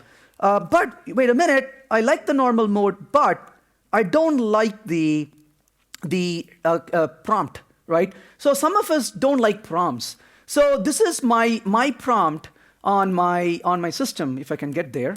Come on, give it to me. Okay, that really got angry. So I didn't mean to say bad things about you. Okay, so, this is how you kill JShell. That's a little part of the tour that was not included.